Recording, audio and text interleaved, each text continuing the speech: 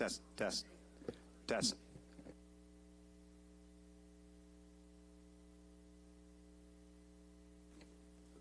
All right, welcome everyone to the meeting of the Nassau County Legislature. Invite our Minority Leader, Kavan Abrahams, to lead us in the Pledge of Allegiance.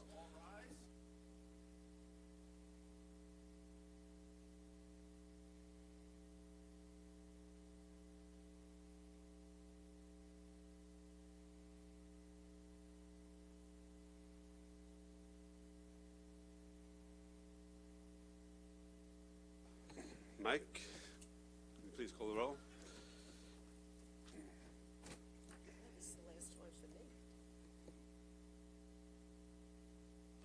Thank you, Presiding Officer. Deputy Presiding Officer Howard Copel. Alternate Deputy Presiding Officer Denise Ford. Thank you. Legislator Sheila Bino. Legislator Carrie A. Solage. Here. Legislator Debbie Muley. Legislator C. William Gaylord III. Here. Thank you. Legislator John Giuffre. Legislator Mazi Palip. Legislator Delia DeRigi Witten. Legislator James Kennedy. Thank you. Legislator Laura Schaefer. Legislator John Ferretti. Legislator Arnold Drucker. Legislator Rosemarie Walker. Thank you. Legislator Joshua Lafazan. Legislator Michael G. Gregorio. Here. Thank you. Minority Leader Kavan Abrahams. Presiding Officer Richard Nicolello. We have a quorum, sir. All right, thank you very much. All right, we have, before we go to the public comment, we have our top cops, which we traditionally do at each legislative meeting. If you intend to come and speak during the public comment portion, we just ask that you fill out a slip, as Mita Meride is doing right now up at the front of the booth. And then we will call you in turn. And for our top cops, Nassau County Police Benevolent Association, we have Vice President Kevin Mullock.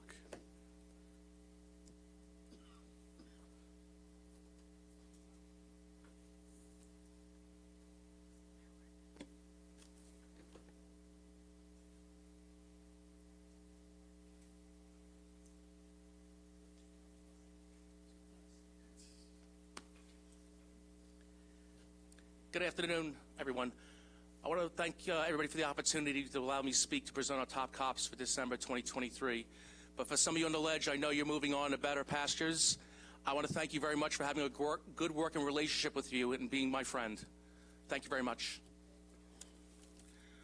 On December 9th, 2023, police officers from the Nassau County Emergency Service Unit, also known as ESU, visited Cohen's Children's Medical Center in Manhasset. The event was coordinated by police officers Kevin Prost, Kenneth Temecki, and Dennis Sheehan. 22 police officers from ESU did rappel from the 40-foot roof of the medical center. While rappelling from the roof, our ESU officers were waving and smiling at the children that were bedridden and confined to their rooms. Our ESU police officers also collected and donated funds from their unit and purchased 75 Christmas gifts and presents for the children admitted to the hospital. ESU did personally deliver toys to the children at Cohen's Medical Center. Being away from home in the hospital, is especially during the holidays, must be very difficult on these kids and their families. The love and compassion demonstrated by the members of ESU lifted their spirits. The Nassau County PBA is honored to announce police officers Kevin Props, Kenneth Temecki, and Dennis Sheehan as legislative top cops of 2023.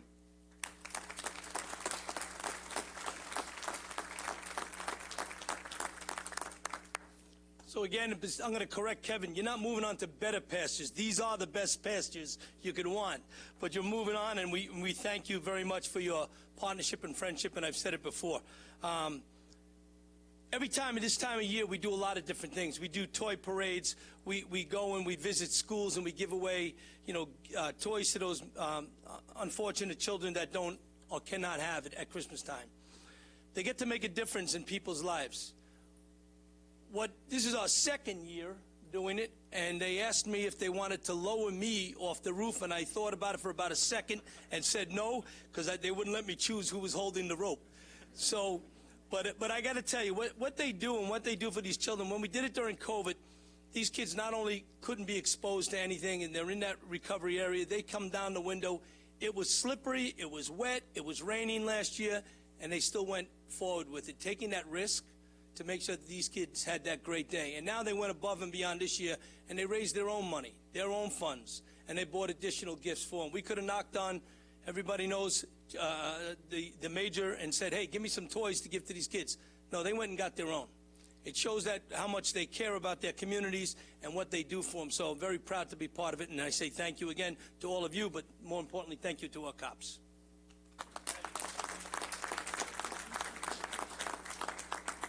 Thank you, Commissioner, and thank you, Legislature, and thank you again for the opportunity to speak in front of you guys today. Thank you for the award, and again, it wasn't just Kenny, myself, and Dennis. It did take an army, as the Commissioner always says, of everyone in the unit to come support and help these kids. Unfortunately, with everything in our day-to-day line of work, we see people at their worst, and this just affords us the opportunity to go and spread some light, some love to these children and their families who unfortunately we're not able to, or hopefully they can come out, and we all want to see them get better for Christmas. So just having that little bit, and again, as the Commissioner said, we're going to push real hard to get them over the edge again, but just to do something and have those kids see us for, even if it's 5 minutes, everyone going on the side of the wall, it makes our lives and our hearts feel full, and we hope it does the same for the children and their parents as well. Thank you again.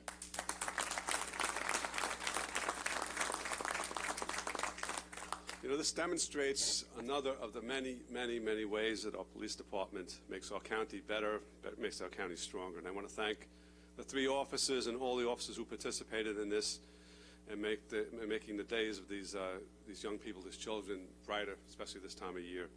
You know, through the years, we've had top cop celebrations, recognitions before each of our legislative meetings, and we've seen countless ways that our police have contributed to our county, countless ways that they've shown the courage, dedication, professionalism that makes you the finest police force in our country.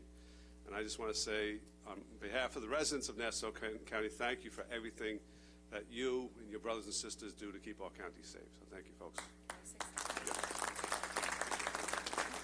I would like to echo what the presiding officer has said about you. I can only imagine the excitement that the children felt when they saw you going down the building, stopping to wave to them. Indeed, that is something that, you know, you just can't, you know, I guess we take for granted what you do, but for these children to see you in such a positive way, a friendly way, doing something special for them, just says a lot about your character, and I thank you very much for doing this. And Commissioner, I don't mean to put you on the spot, but you have an absolutely wonderful police department. But I'm sure next year they could raise a lot of money. If they could go by every foot you go down, we could, like, you know, you could raise. So I'm just putting it out there. Get me up there and push me over the side. He didn't say it was tied off. Oh, well, I thought you would rappel. but no, officers, in all sincerity, this is why you are top cops. And for the whole unit that did that, really, I cannot underscore the thanks, you know, for what you did for those children and those families. Thank you.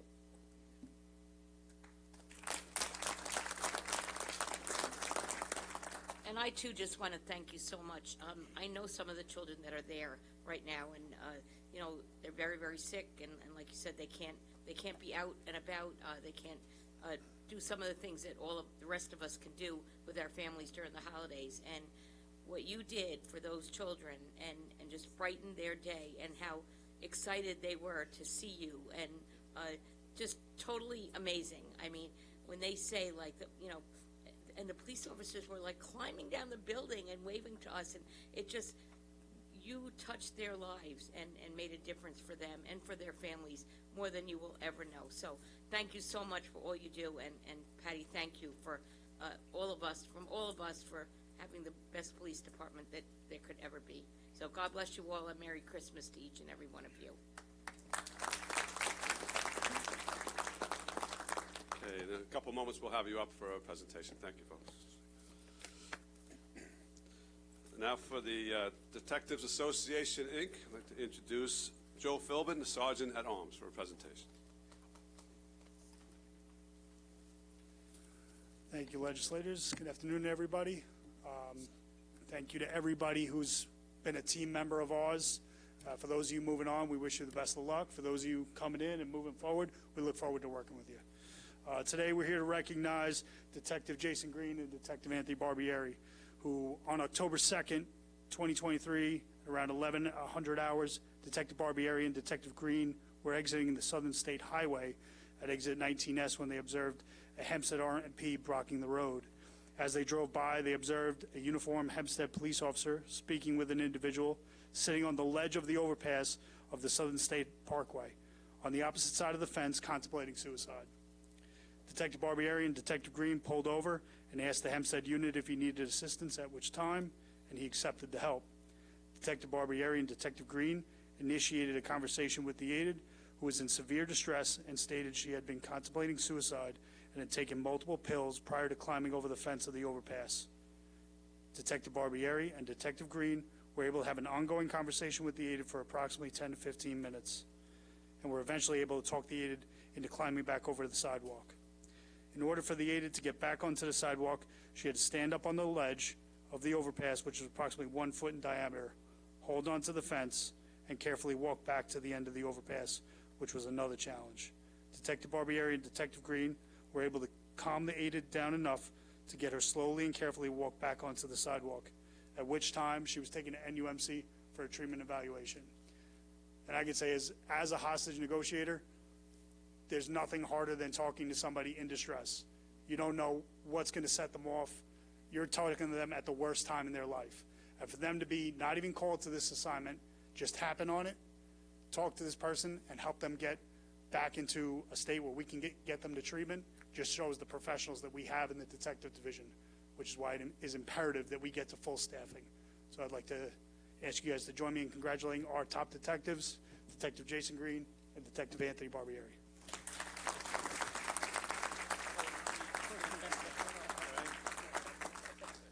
So once again, we have specialties in this department, as you all know, because you help fund it and you help us get the training that we need.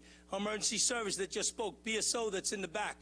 We have one of the best hostage negotiating teams in the country, and the training that they go through is why we never have to fire our weapons in this county, because they're so good at what we call verbal judo. But every single officer goes through some kind of negotiation training. Every single officer goes through that training that takes that decisions to be made in that split second.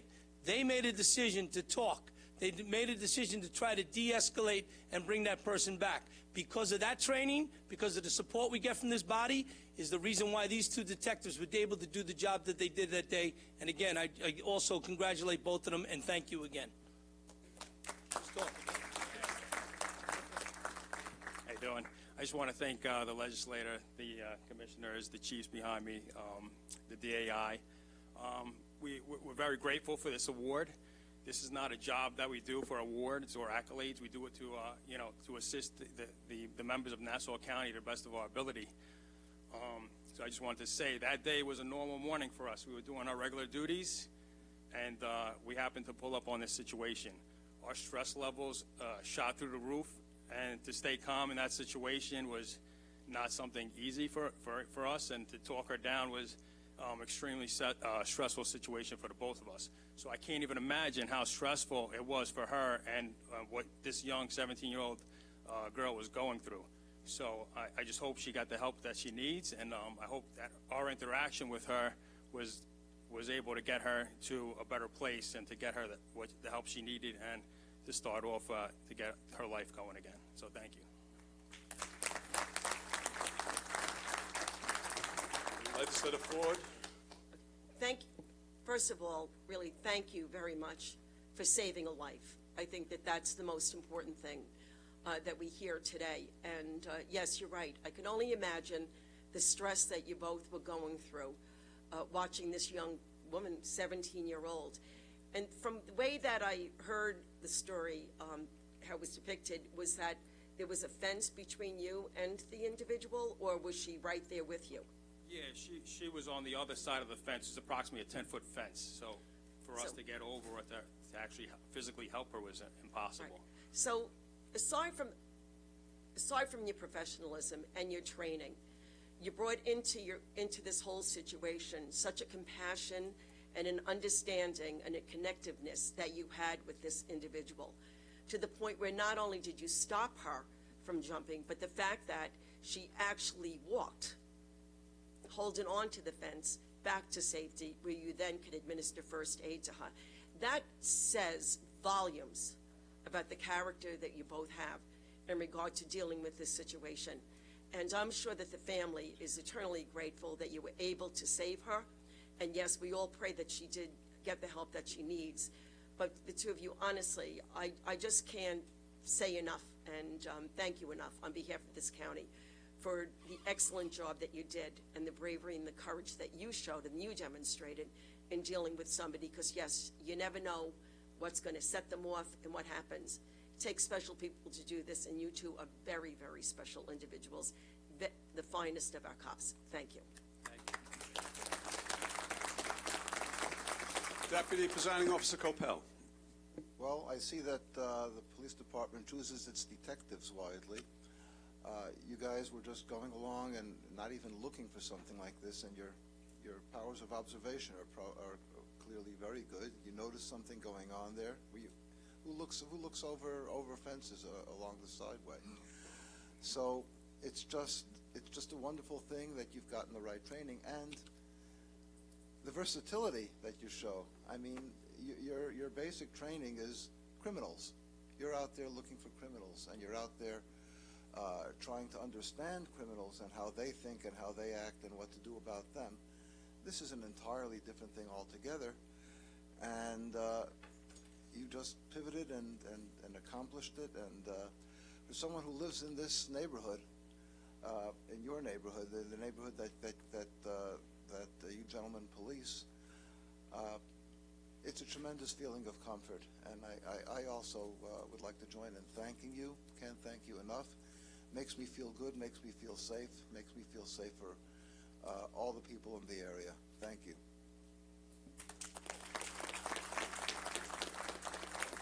Okay, thank you very much, and we'd invite you and the PBA honorees to come on up.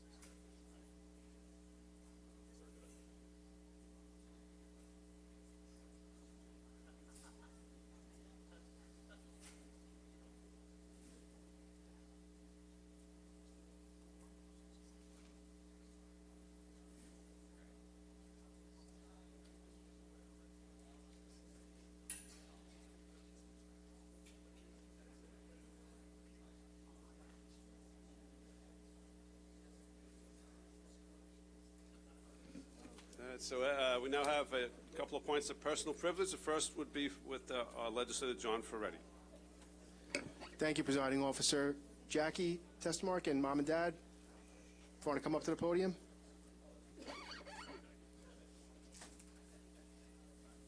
Should I just have that? No. You can press the button right now, so you don't. Yeah. So thank you for coming. It's an honor and privilege to recognize Levittown's own Jacqueline Testmark here today. Jackie's a graduate of my alma mater, Division Avenue High School. She graduated in 2020. I graduated in 2019. So that's a joke. It's a joke. At Division Avenue High School, Jackie excelled. She was an AP scholar with distinction who was not only academically gifted, but also musically talented. She received the lead role in Division Avenue's musical production of Mamma Mia. She was part of the school choir and brought her singing talents to the All-State Music Festival in 2018. Jackie was also a member of the Tri-M Music Honor Society and vice president of the Thespian Honor Society. She played soccer for Division and was a student council representative. After graduating salutatorian from Division, Jackie took her countless talents to Yale University. She continues to excel at Yale, planning on graduating this spring. While Jackie started her career at Yale as a political science major, and I think in politics as well, right? She did have a plan to go to law school, but eventually changed her major and is currently studying classical civilizations and history. And incidentally, I think there's probably a few people up here that would say good choice. At Yale, Jackie helped organize Yale's Classics anti-racism reading group and worked as a field archaeologist in Rome. This past November, Jackie was named a Rhodes Scholar, an accomplishment that will enable her to pursue her passion for reframing museum exhibitions to show a globalized view of the ancient world. Jackie is among the roughly 30 Americans named to this prestigious scholarship, which will take her to the University of Oxford in October 2024 to pursue her graduate degree.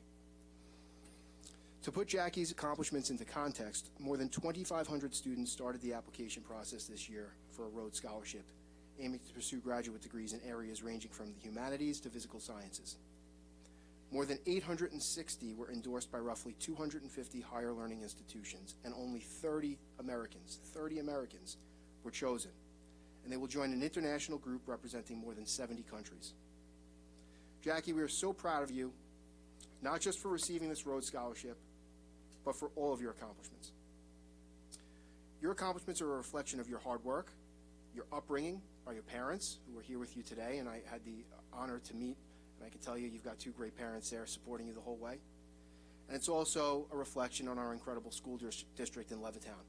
Now, you didn't go to Abbey Lane like me, so we still let you in, but you did go to Wisdom Lane and Division Avenue, so really, and I know we have your principal and superintendent here who are going to come up and say a few words in a little bit, and it's really a reflection on our great Levittown School District as well. Again, we're so proud of you, wish you the best of luck finishing up at Yale, and of course in the fall at Oxford. God bless you.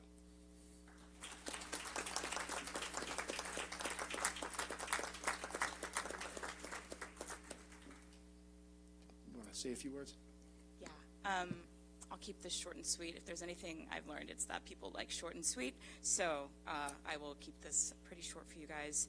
I think the question I've been asked the most since winning Rhodes was, why does someone who wants to study art history deserve this kind of scholarship? To which I say, why not, usually? And then I go on a long rambling tangent about all the things I'm interested in studying. But more than anything, I think that winning this award is just proof that every person has something that they're supposed to do, and when you find that thing, the doors will start to open. I did not start out studying art history or anything like that when I got to Yale, and the reason that I'm on the trajectory I am now is because of my parents and the countless times that they've pushed me to pursue the things that interest me and the things that I love.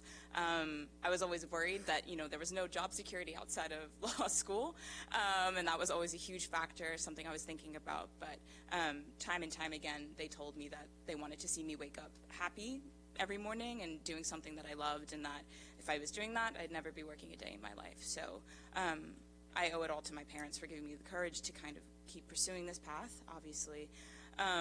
And it's really just kind of been an absolutely surreal experience, having my entire family behind me, some of who are here today, And of course, my principal, John Kasha, my superintendent, Todd Lynch, who kind of gave me the keys to success all those years ago. Absolutely would not be here without any of those people. So it's truly a dream come true. I'm very excited to be going to Oxford and to not be paying for it. Yeah, just all my thanks to everyone who helped me get here today. Thank you. Thank you so much. Thank you. And, you know, from what I read online, there were two politicians or elected officials that were Rhodes Scholars. One is President Bill Clinton. The other was Senator Cory Booker. I saw that as well. So I told you, if you ever do go into politics and follow in their footsteps, that's what you got to live up to. As president, just make sure you skip over the county level, because you'll kick my butt if you ever run against me. Mom, Dad, do you want to say it? We're good? All right. Congratulations. Anybody from the school district want to come up and just?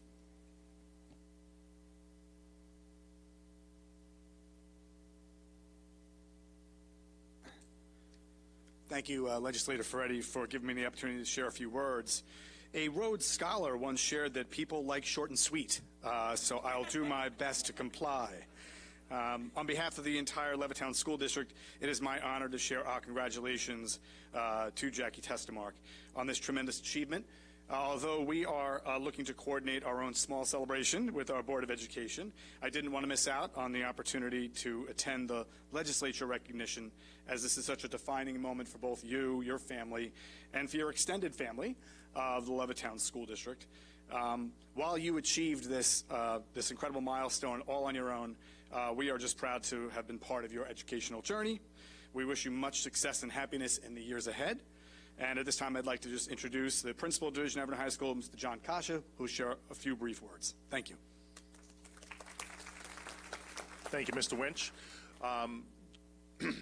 Walking in today, I was just reflecting on Jackie's high school career, and I expressed this to Jackie earlier on, that when I would talk about her with whether it be Dr. McDonald at the time or Mr. Winch, if one of the Division Avenue students I'd come in contact with would receive a Rhodes Scholarship, she's the least surprising of the bunch. I had an opportunity to look back on some of the things I said about her, and one thing really resonated, which was when I described her in my senior award speech, I described her as relentless and someone who will do anything within her means to surpass her competition, and this is just further proof of it. She has impeccable character, which I know she gets from her mother and her father. We're just beyond proud of her at Division Avenue High School, and congratulations, you've earned it.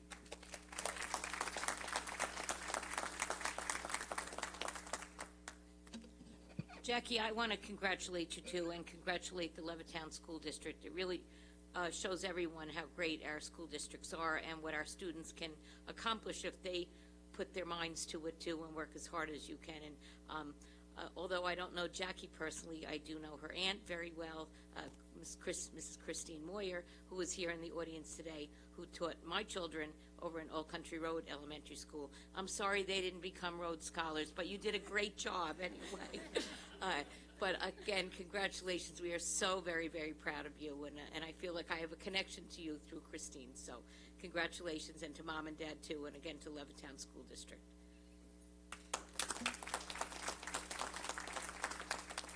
Okay, thank you.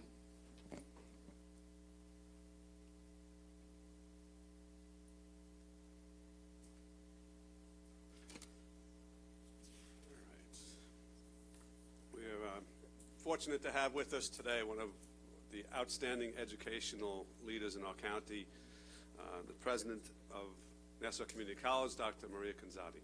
Dr. Canzati.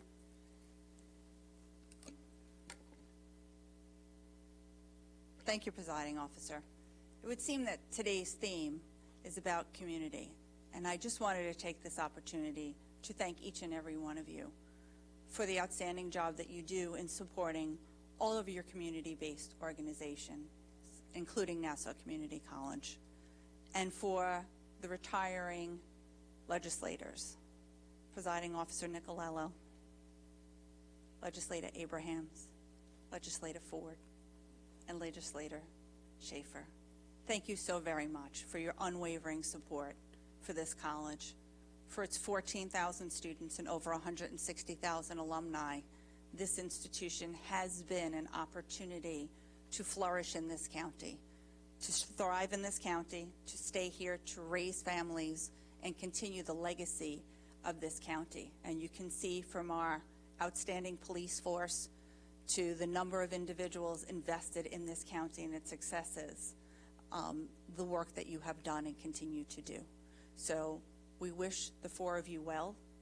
We look forward to continuing our rapport with the rest of the legislative body.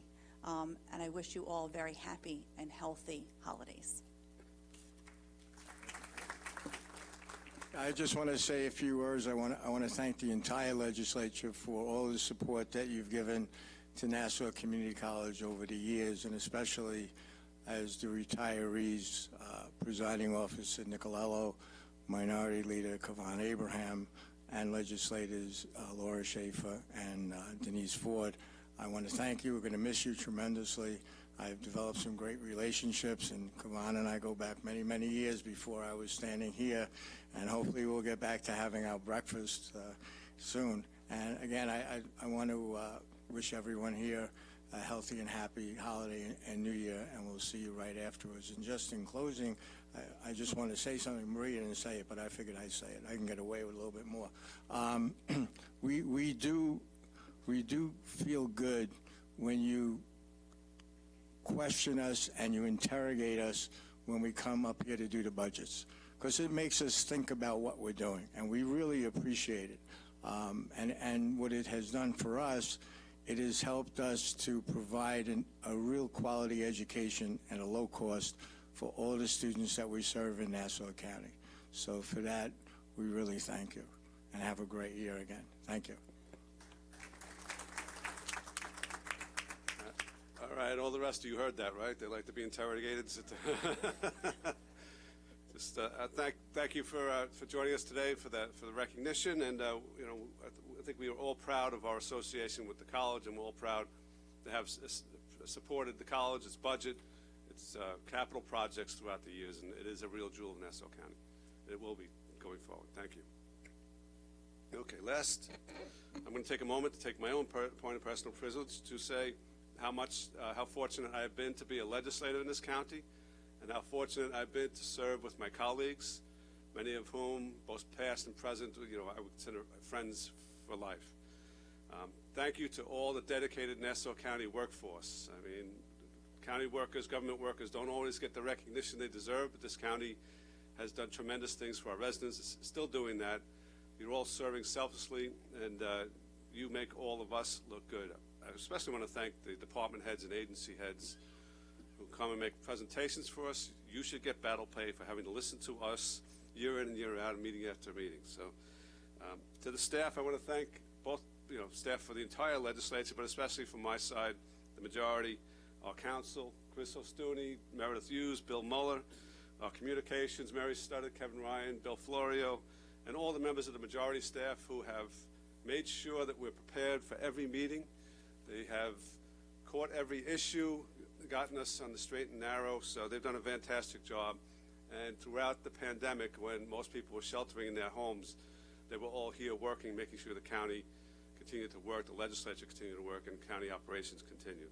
And then last but not least, certainly not least, I want to thank my two assistants, Ursula and Pete, been with me for many years. I truly appreciate everything that you do. They have been excellent in their roles, and it's not just me observing it, but everywhere I've gone, I've gotten compliments on what they do, which is the true testament. So basically, just want to say thank you all. It's been a privilege.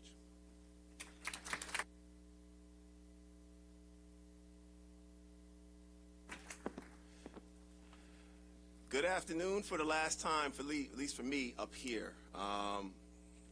I got a lot of different mixed emotions, a lot of different feelings, and wasn't too sure what I wanted to say today, but the most important thing I wanted to come across is just to say thank you. So many different levels of thank you, and I mean, I apologize if I get a little bit long, but I'll also take for it that that Rich also thanked a lot of people that I was going to thank, but just starting first and foremost with my colleagues. The 18 of you, I know at times it didn't seem that way, all the time, but I have a tremendous amount of respect for each and every one of you. Each of you bring a different background and perspective, which if we don't always agree, we do agree that we are both advocating for what we believe is best. And keep that within you. Keep that fire within you.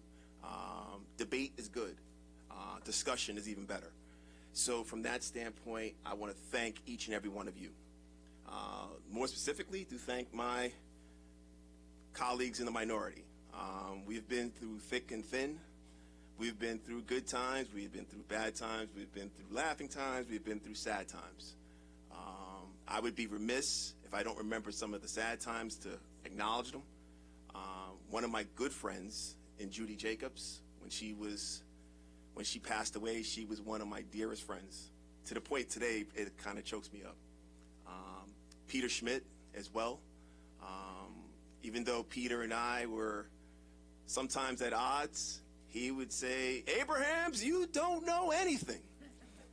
And then he would gavel the end of the meeting and say, "What about those Yankees?" We had a respect, we had a bond outside of the floor.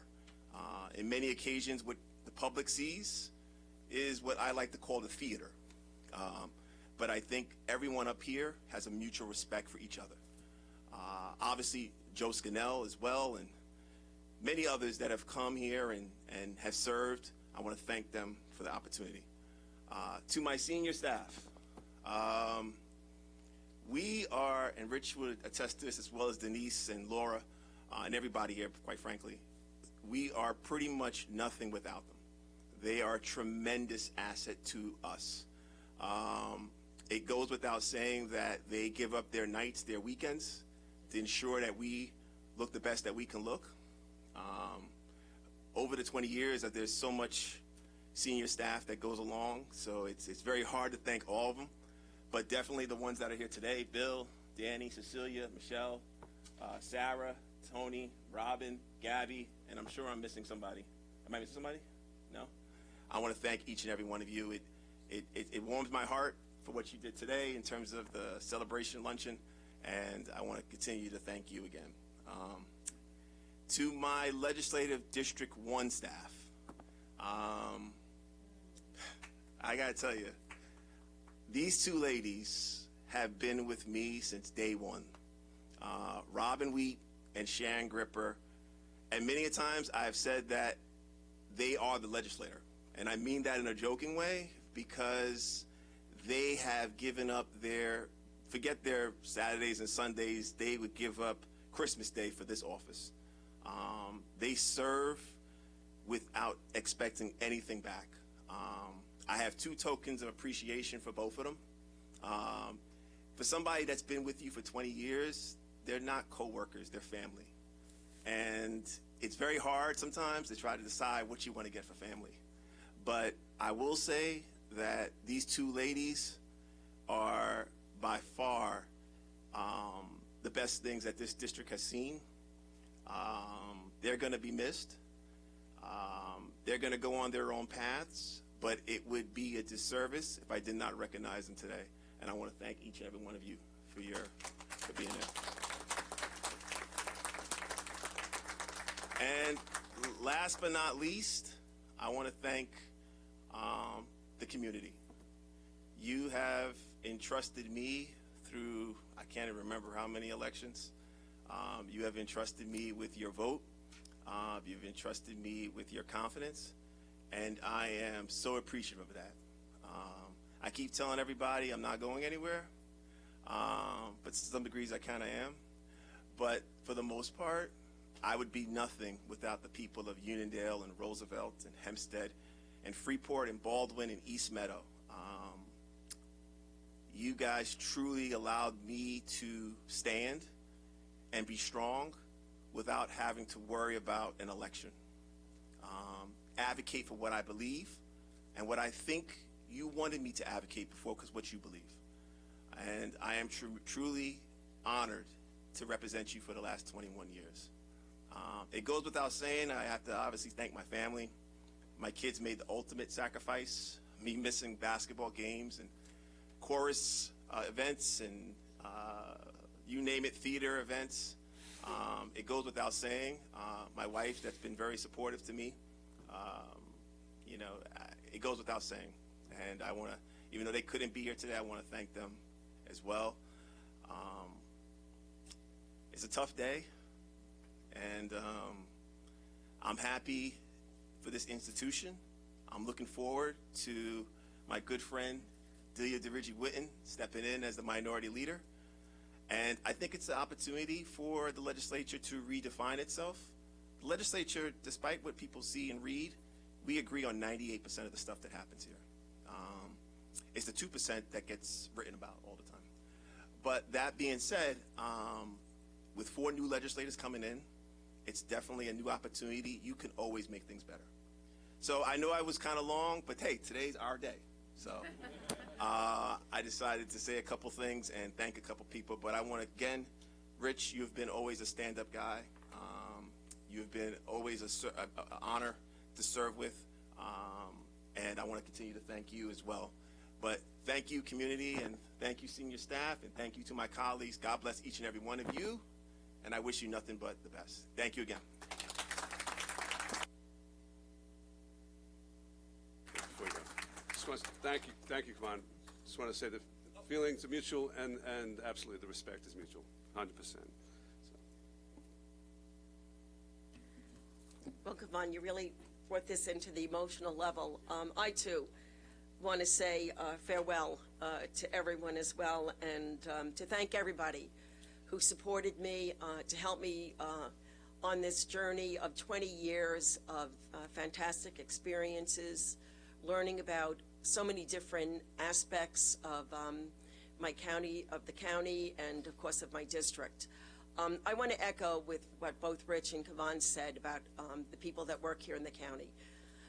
We have the finest workforce, people that are dedicated to their jobs, willing to do whatever they can to make this county better, they take great pride in the work that they do. Our CSEA workers, our public safety, our police officers, our fire marshals, anybody, whatever department they work in, and I'm going to forget if I keep talking about different departments, but in each and every single, in all my experiences and encounters with them, I have to say that they really deserve the recognition of being the best workforce in this this great country of ours.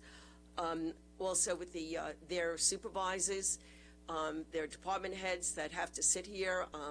When I first came to this legislature, we were over in 1 West Street, and we would be starting at 10 a.m. and not ending till about 8 or 9 o'clock at night. And those department heads stayed and still would get up and testify. Me, I probably would have complained or whatever, but they did it with true professionalism. So that only goes to show you the quality of the people that we have working here. When I look at all the staff that works here, when I look at both sides of the aisle, and Robin, I want to wish you and Sharon good luck with your retirements, because I always had a great occasion of working with you, Robin, and it really was always a very, very positive one. But even on our side with our staff, when I think of all the people that support us, and like Rich said, they help us to look good. Despite the times that we call them, we ask them to do certain things, they're always at the ready. And I know Chris Estuni's going to miss my calling him up at all times of the night or every weekend, whether he's on vacation or not. And I do actually start out with saying, I hope you're not on vacation, but if you are, I need to have this taken care of. Meredith, who also has to field my phone calls. When I'm looking over that, I'm probably going to forget everybody, but Phil Florio, Mary Studdert, we have Maroney, Kevin Ryan, Rob Reel, there's numerous, and even with our clerk, Mike, thank you very much. And with all the legislators that I work with, they have, right from the beginning, when I first came here, I worked with such a phenomenal group of legislators, and over the years, they have changed, but still, I have to say, I'm working with the best of the best. And on both sides of the aisle, and Kavan, you're right, we always got along, we were always friends. We may argue, but that was always left here up at the dais when we had to, go out and interact with one another. And I have to say that we truly are friends. But I also have to give special recognition to my aide, Patty Dunham. We've been together for 15 years, and I have to say that, yeah, she's leaving with me as well. And, you know, people don't realize that they are the first line in our job. They are the ones that receive the initial phone call. They have no idea who's on the other side of the telephone line, what kind of mood they're in, are they going to complain or whatever. And they have to think at that split second how to be able to handle each and every single phone call with professionalism. And I have to say that it's not just me that feels that she does a good job, but it's my public. When I am out in my community, people will always comment on how she has handled them, how she has worked with them. And yes, you know, like not only do they take care of things in the office, but there are times, especially after Sandy, Patty would take forms to people's homes to make sure that they got these forms in that they needed to do so they would be able to secure the funding in order to rebuild from that storm. She has consistently gone above and beyond in the job that she has done. And Patty, it's going to be tough of us separating, but we both will still be living in Long Beach. And even when I look at, you know, Dan McCloy, and then when we look even with the Ursula and Pete, who also have had to, Rich, I don't want to tell you, but they've had to help me out a number of times as well, and they always did. So to all of you, you know, thank you very much for giving me 20 years with a job that I truly love and that I will always miss. And I wish each and every single one of you good luck. And I know we have 2 legislators that may be moving on, so when you do, I want to come to your final legislative hearing. And Rich, thank you very much for your guidance. You helped me in the caucus when we first came, and I guess we had a lot of good conversations. And but you know, it's always the friendship that we had in Cavan. You know, we started out together as well. So I know that we're leaving this county in good hands with those that are staying here and with the new legislators that are coming on. And I'm very thankful to my district for making this especially sweet to leave, because I know that the legislator who will be taking over for me will do an outstanding job, and I know that they will be in good hands. And I think that they'll reap the rewards of his professionalism and the character that he has. So to all of you, good luck and enjoy the holidays, and I'm signing off for the last time. Thank you.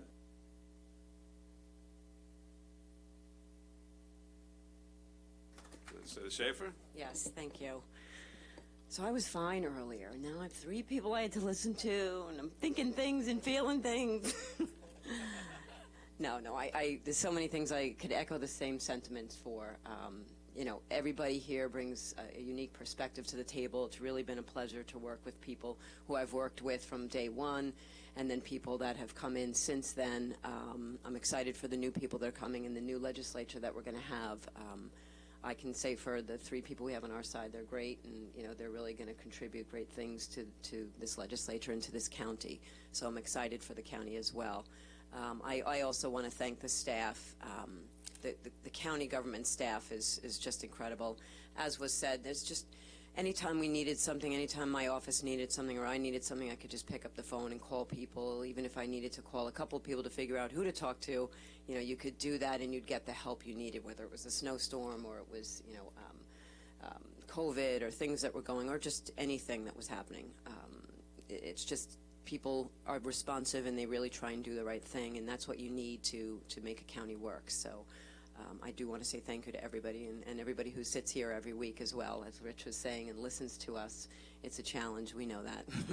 So thank you for your patience.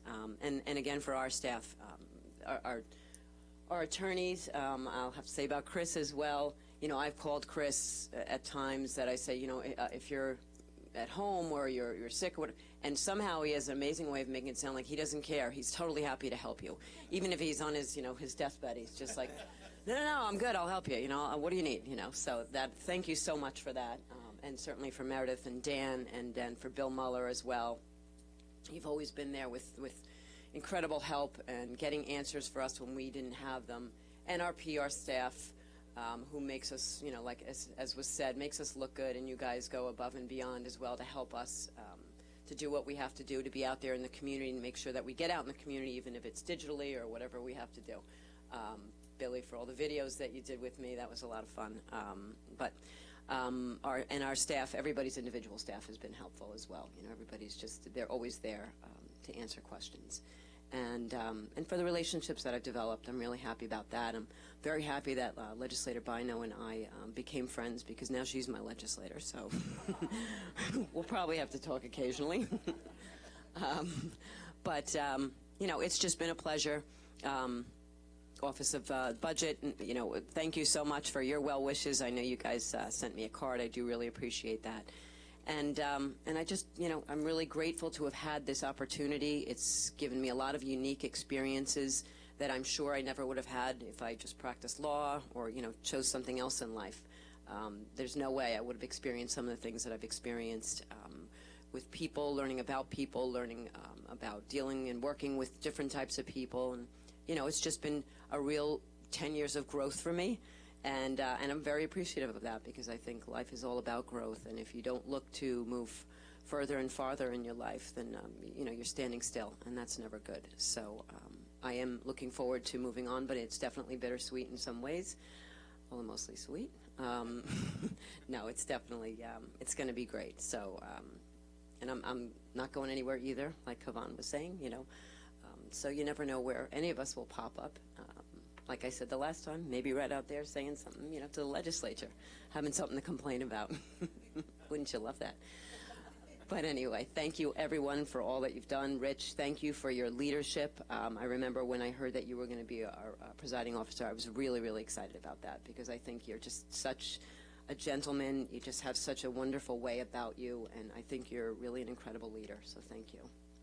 And Rose, who was my buddy in Hicksville, and Beth Page, you know we're going to stay friends, and there's no way that's changing. And everybody, I hope to be able to see everybody in different places in life, and I wish you all the best. Thank you.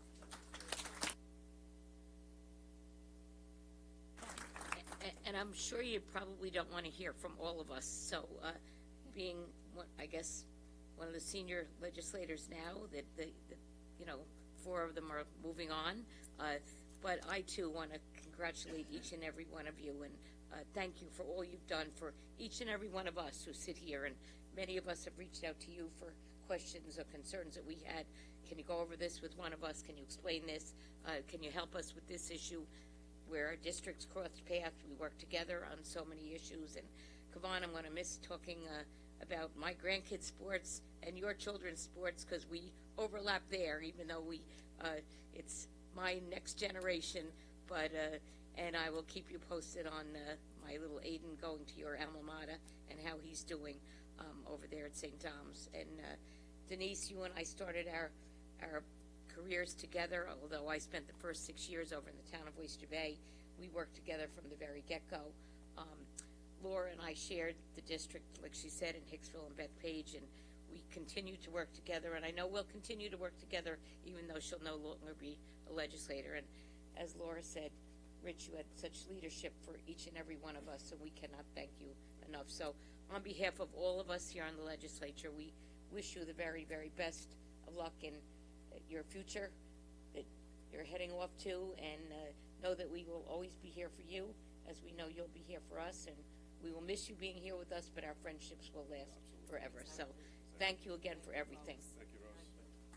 Thank you all. Thank you, Rose. Okay. Public comments. Maria Jordan Awalam.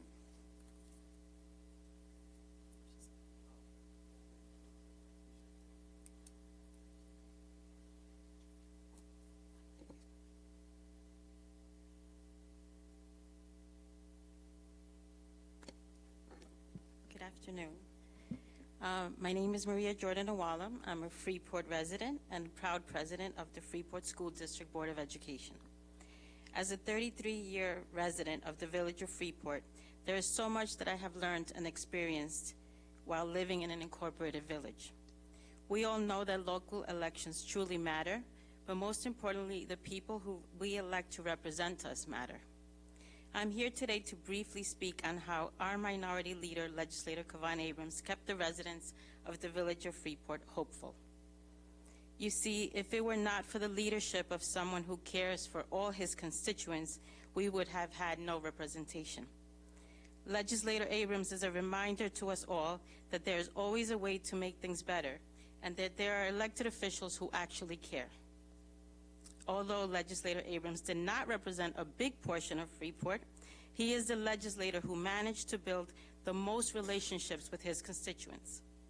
He has taken on the big issues in the village, from fighting for our parks to trying to save our armory, fighting for environmental justice, funding playgrounds and other initiatives in our schools, helping feed many families and bringing joy to our children during the holiday seasons, partnering with local businesses during back-to-school events, getting our communities vaccinated during COVID, but most importantly, always fighting for a better Freeport and its people.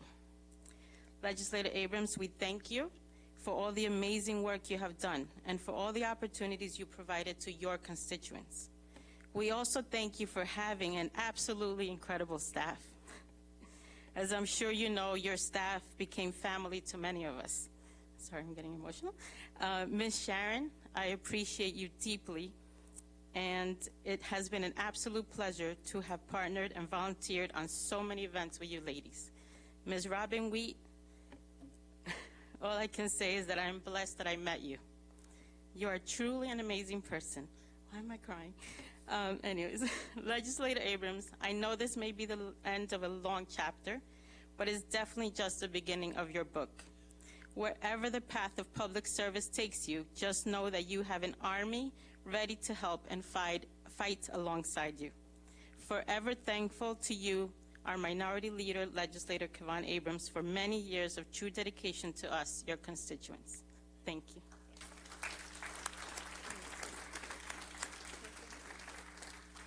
No, Maria, I just want to take the opportunity to thank you. You do a tremendous job with the school district, and it speaks volumes. And many of the stuff that you talked about is a partnership working with everyone. And Sharon and Robin, I could go on for days about how great they are.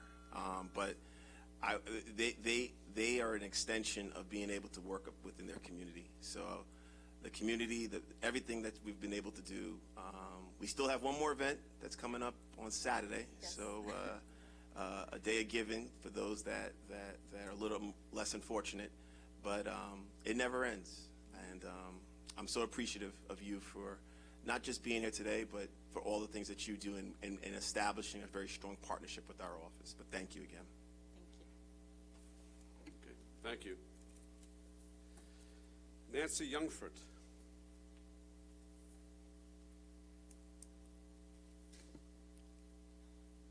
Good afternoon, ladies and gentlemen. I want to say congratulations to those who are leaving. I know some of you, you've seen my face here before. I'm here today as a resident of Nassau County and of course Nassau County, Franklin Square, and the president of the Franklin Square Historical Society and Museum. We have a museum that's been opened, took 15 years to build it, but we've been open now for about a year and a half. Back in September of 2021, I'm here today to ask you, I don't think you've got the answers to all my questions, but I'm going to ask them anyway. We submitted our paperwork for 2 grants that came through the Boost COVID relief. The first one was it was strictly for not-for-profits. It was for $10,000. We received that. We were beyond ecstatic because that helped us keep the doors open during COVID. The second grant was for $127,000, also only for not-for-profits. We submitted in, I think, September of 2021, and we've heard nothing. I have been in contact with Dr. Regina Williams. She was your Boost administrator. I do believe that's her title, Dr. Regina Williams. Not heard anything. And then I was astounded to hear in Newsday that Blakeman is planning on using it for one-offs. One concert, one, I don't know whatever it is he's planning on doing with it.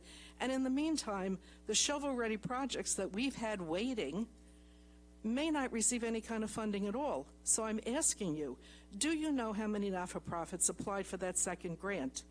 Do you know what the total of that amount of money would have been? And do we have any reason to still believe that we might be receiving some of that money? And if not, I want to know why. It was federal money passed through to the county to give out to not-for-profits. I'm still waiting to know what happened. Anybody want to take a shot at it? Thank you. You're supposed to be voting on this, I think, sometime today. No, we're not voting on this, but I do understand your concerns. I did get your letter dated December 6th. Yes. I have made inquiries of the administration. I have not gotten answers yet, but they are looking into it, and I will get back to you to find out whether the grant was approved, if so, where the money is. Thank you. And what the holdup is. Thank you. I appreciate that. Thanks very much. Absolutely. Just to be clear, that there is an item on the calendar for $10 million later on. We're not voting on the full spending, and we're not voting on Right. the spending with respect to nonprofits, but there is an item on the calendar later. Well, the $10 million is supposed to be for these events, is what I understand You're from correct, the but I just article. want to make sure that you didn't think that it was not on the calendar. It is on the calendar, although that's not, the lion's share of the ARPA funds still remains Okay. outstanding. All right. Thank you very much. Okay. Dan Oppenheimer?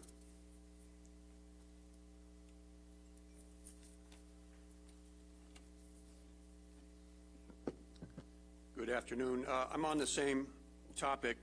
Just to confirm, resolution number 250, is that the resolution for the transfer of $10 million from COVID-19 funds? Let me make sure it's the correct one. But you can go ahead and speak. I'll just confirm that they got the right resolution number. Okay. Yes, that's it. You're right. Okay. Yeah. As mentioned in Newsday, it appears that the county executive has identified a critical shortage of golf tournaments and car shows and concerts that requires an immediate infusion of $10 million to correct this terrible shortfall. You may think this is not a very good attempt at humor, but it seems pretty ludicrous to me that this funding, $10 million of COVID-19 relief funding, would even be considered for these purposes.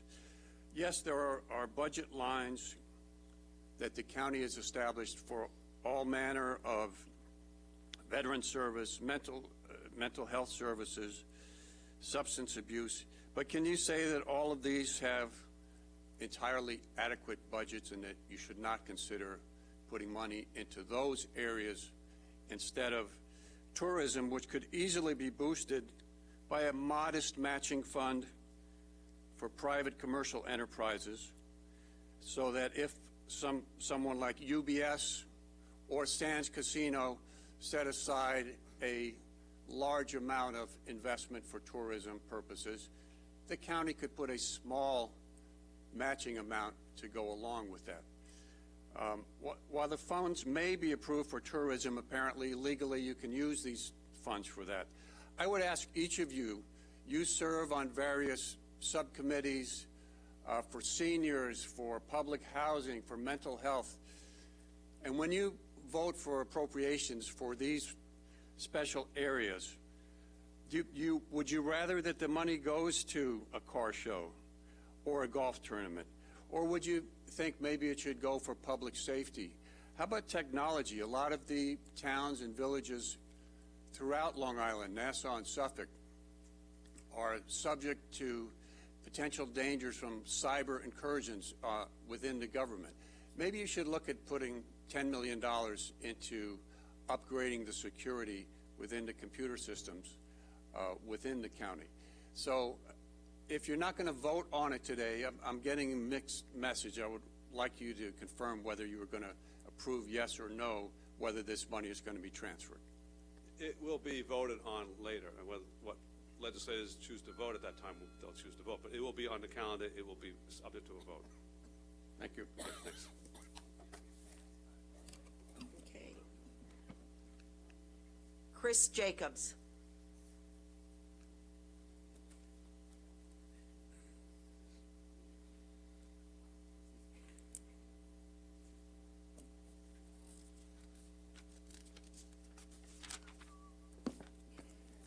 Good afternoon, Chris Jacobs, Uniondale, New York.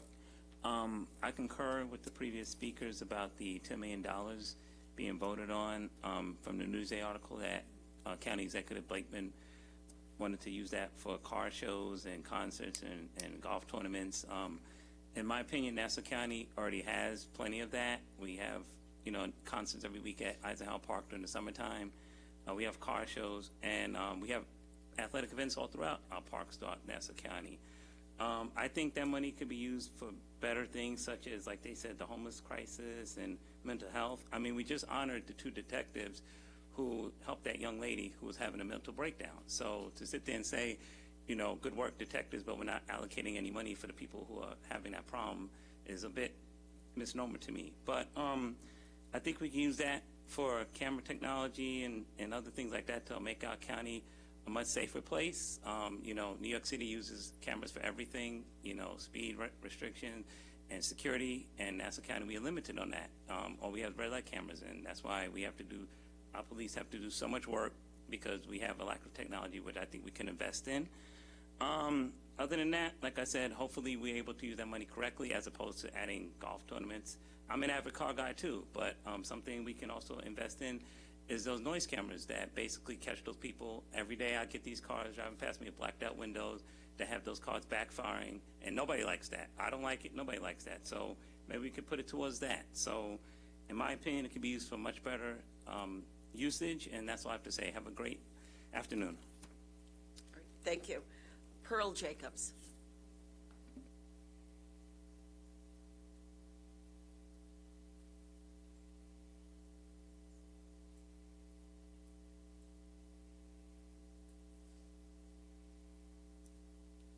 I wish all the legislators who are moving on a happy and a healthy life, and prosperous as well. As a result of last week's appellate court ruling, the county should now follow our laws and complete the secret process in an open and transparent manner. Then follow the open meetings law and revote on the lease transfer. We are confident that once residents of Nassau County fully understand the many harmful implications of this massive casino, you, as a legislative body, will follow the will of the people and vote no on the lease transfer. As you are aware, Uniondale, the host community for this project, has been identified as a community that has been disproportionately affected by high levels of air pollution, primarily attributed to high vehicle emissions. The New York State Department of Environmental Conservation traffic study, June 2022 to August 2023, revealed that on average, 100,000 to 130,000 vehicles travel through Uniondale daily. Roadways studied were Hempstead Turnpike, Meadowbrook Parkway, and the Northern State Parkway. How would adding 20,000 plus vehicles daily improve Uniondale's traffic and air quality issues? Asthma rates among Uniondale's youth, infants to 17 years old, is at 17%, and the top 3 of highest asthma rates among youths, only behind Hempstead and Roosevelt, who was higher than 17%. 2 other New York State Department of Environmental Conservation identified as disadvantaged communities, Hempstead and Roosevelt. Building this mega casino project in Uniondale's backyard, an environmentally disadvantaged community, would be nothing other than environmental racism. Concerning Blakeman's proposal to use $10 million of COVID relief funds for the county's 125th year celebration of the county's breakaway from Queens is another bad idea. The surplus in COVID relief funds should be used for the plethora of social issues that are currently destroying our county: opioid and drug addiction, alcoholism, suicide prevention, homelessness, veteran services, and yes, gambling addiction, which is rising right here in Nassau County. Our county needs to address the out-of-control traffic accidents and the increase in traffic fatalities. COVID relief monies can be used to save lives by investing in camera technology that will assist in mitigating accidents and deaths on our roadways. So yes, he's celebrating being separated from Queens, but New York City has a lot over us because at least they're addressing their fatalities and their numbers are going down. Thank you. Monica Kiley.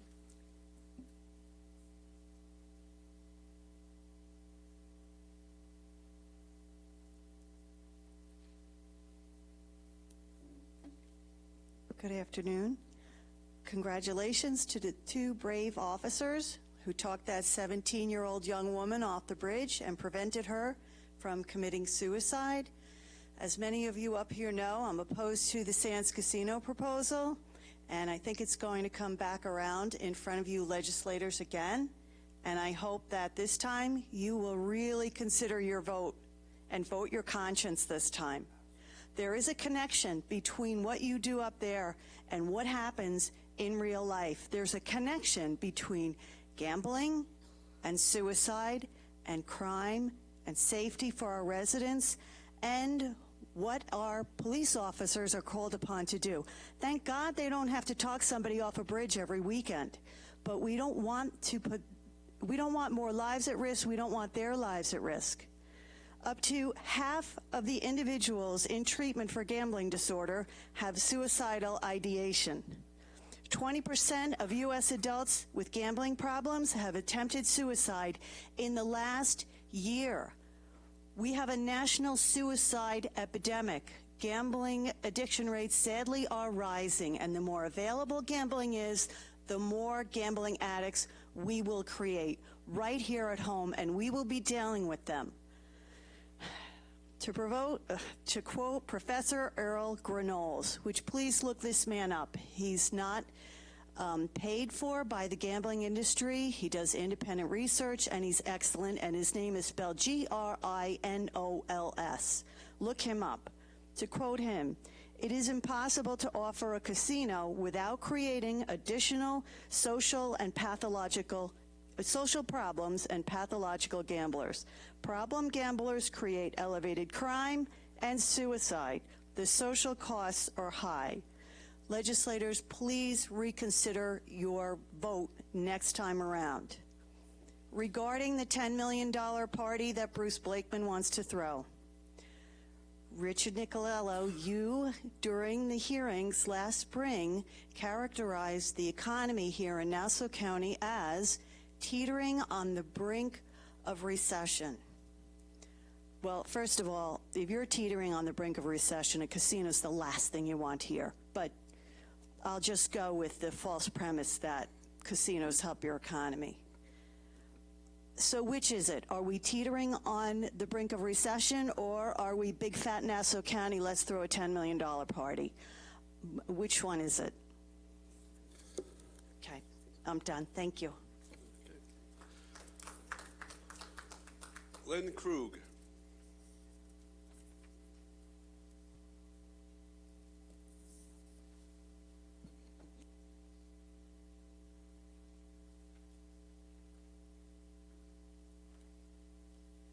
Good afternoon. I'd like to speak on two issues today. Other people have already spoken, but I have my own spin on this. Now that the effort to rush the casino project through has been interrupted, I hope that this legislative group will realize a few things. Saying over and over that there's community support for a casino of any size in the heart of our suburban Nassau County doesn't make it true. Hearing these falsehoods from the head of the Construction and Trade Council is to be expected. If you read about him in the newspaper or the news, it was despicable. Hearing it from our elected leaders is just unconscionable. Everyone here has seen the polls. Only a minority of Nassau residents support this folly. If there was a referendum on this in Nassau County, we all know it would fail. Number two, an illusion of a done deal has now been exposed. As the process restarts and more light shines on this project, more people will learn how it will hurt our quality of life and property values. So I'm taking this opportunity that you reconsider your support for this ill-considered project and vote with the people instead of the big money. Secondly, I'd like to comment, as other people before me have said, on the $10 million project or party that Mr. Blakeman is proposing, using COVID recovery funds on anniversary parties and advertising. What do anniversary celebrations have to do with recovering from COVID? We all know who is served by this advertising. Just look at the name in the largest block letters in every ad, on every pencil at the golf courses. Using taxpayer dollars in this way is shameful. There are so many needs in this county. The highest purpose and best use of $10 million is parades and advertising. We have infrastructure that needs rebuilding and a hospital that needs updating, among other things. I'd rather see the money go back to the taxpayers than to see it spent on self-serving TV ads for so-called celebrations. We have a water crisis in this county. Let's address it. Let's spend the money to fix the PFAS and get these wells so that everyone has a safe, healthful life. Thank you for listening, and I hope you really vote with your conscience. As I've always said at every meeting I've attended to, this is your legacy. People, you will remember how you voted. Thank you.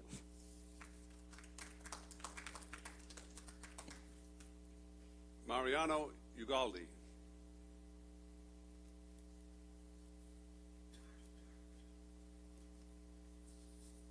Good afternoon. I'm the president. My name is Mariano Ugaldi. I'm the president of the Uniondale Chamber of Commerce. I'm here because I really want to thank Kavan's office, Legislator Abraham's office, for all their support to our chamber, to our neighborhood. I don't know what to say. Robin knows how I feel about this. So your staff is superb. We deal with a lot of government offices up and down the state, even on the federal level, but your office is superb. Talk about a staff that goes well beyond whatever their criteria is for the job. It's like calls on the weekend, calls back at night. It's just a tireless effort to get to the bottom of whatever the issue is. It ranges from so many things, in some cases just connecting other people from Uniondale to your office. But I really can't thank you enough. Really thank you for all the effort you put in. It's just been a remarkable relationship working with your office, and really good luck wherever you go next. And you'll definitely be missed, as well as your staff. Thank you, Sharon. Thank you, Robin. Thanks. Mariano, I just want to thank you again. It's from everything that everything we do. It's only done with partnerships like with the chamber and other communities and civic associations. And I think about the National Night Out when we did it at Uniondale, but we moved it from, at the time it was in Freeport. Most thought it was going to be a challenge and it was going to be tough to do it, but the Uniondale community came together, and it's probably one of our most successful events of the year. So I keep telling people I'm not going anywhere, and you guys are making this really tough on me today. I wasn't anticipating this, but I want to thank you for your service and your partnership, and working with these two classy ladies and being able to do what you do. I know earlier too, Charles and LeVar were here. Those guys, they didn't want to speak. I guess they were a little too proudful, but you know what I mean? Those guys too, I mean, the backpack events, everything we do in Freeport, those guys are great too. I mean, nothing gets done without you guys. So I just want to thank you at the bottom of my heart again. Same here. Again, really thank you to you and your staff, and the best to wherever you guys go. And for your staff, their retirement is well deserved. Thank you. I'll let them know too. Thank you to all the legislators. Thanks. Thank you, Mariano. Mita J. Meriday.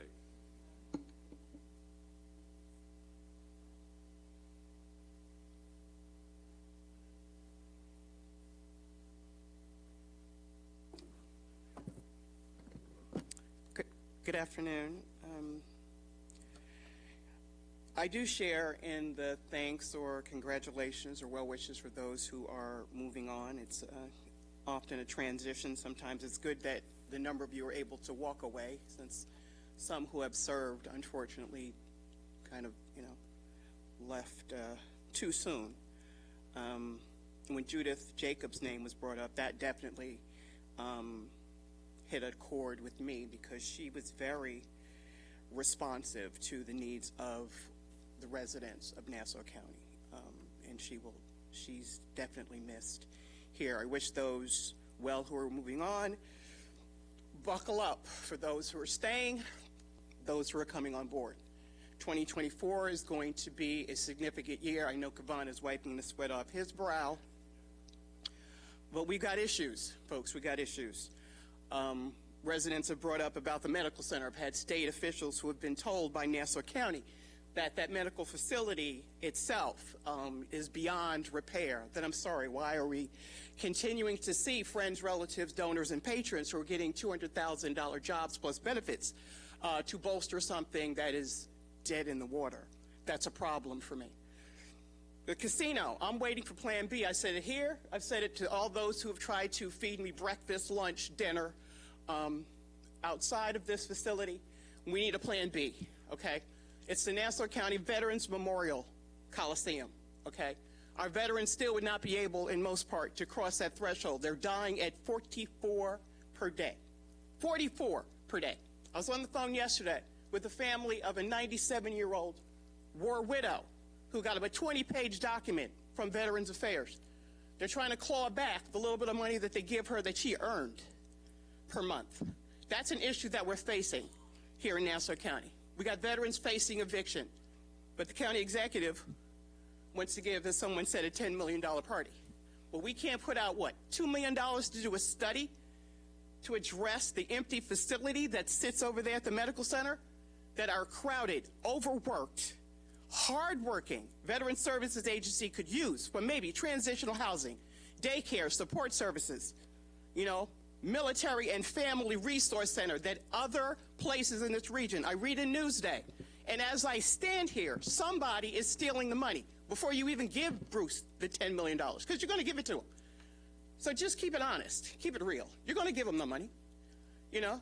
I would like to think you're going to think differently with residents standing here, but you're going to give it to him. Let's keep it real. We need to change the dynamic. We need to do a better job. And we talk about saluting our officers. We don't give them cars. They're still riding 3. And this will be the last time that I'm asking for my little privilege here. Well, I'll wrap it up quickly. You were saying nice things about us before, so you have some extra time. Okay, I appreciate that. Thank you so much. Okay, so we're saluting our officers here, but you know, they're riding 2 and 3 a car. And if you talk to the local, on-the-ground patrolmen, they have a problem with this casino. They're going to have to man that, but you're going to have 3 in the car, so what is the person going to do if they arrest somebody? You're going to put the officer in the trunk? Let's give them some cars. Let's give them some resources. Let's change the dynamic. You've got an element here to change the alcohol sales dates. We got a gambling problem, an alcohol problem, a mental health problem. Has anybody seen where drug and alcohol actually sits in Nassau County? It's not in a big office with windows. They don't have a lot of staffing. Again, let's buckle up. Let's do what we need to do. Let's build out a genuine, bona fide facility, Veteran and Family Services at that medical center. Let's do what we need to do. Let's not do the $10 million for him, because it's for him. It's not for us. And all those who are moving on, maternal health. So if you want to be in Congress, you better think about what's happening to women of color with maternal health. Black women are dying 3 times more than the national average. So if you're not speaking up here in Nassau County, I can't see how you're going to do much for me in Washington, D.C. And lastly, I also want to recognize Josh Lathazan. Young man, keep up the good work. Wherever you land, you will prosper. Everybody have a happy holiday. And since Christmas is my birthday, I celebrate me. I brought my stocking, and if you want to stuff some money in something, give it to me. Thank you very much, everybody. Thank you, Mita. Susan Kay.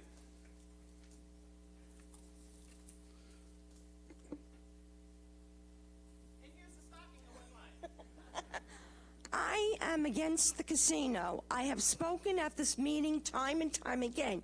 You're going to hear me again.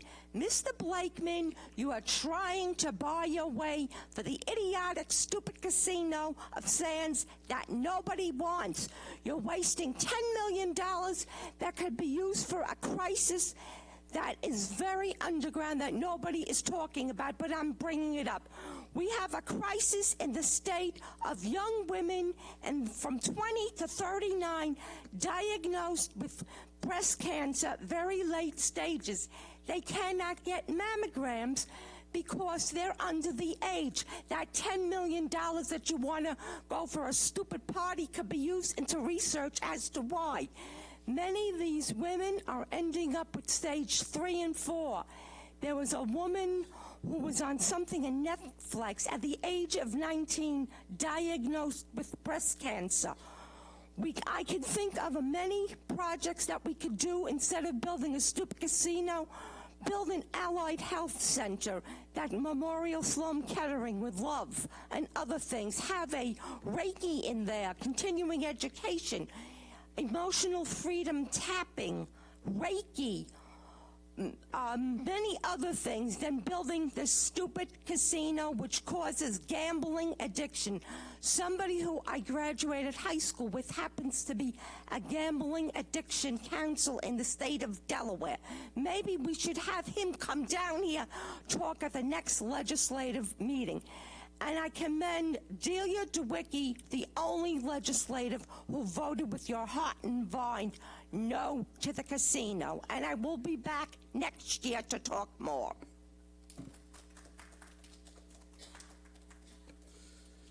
Gary Levine. Where did Denise escape off to?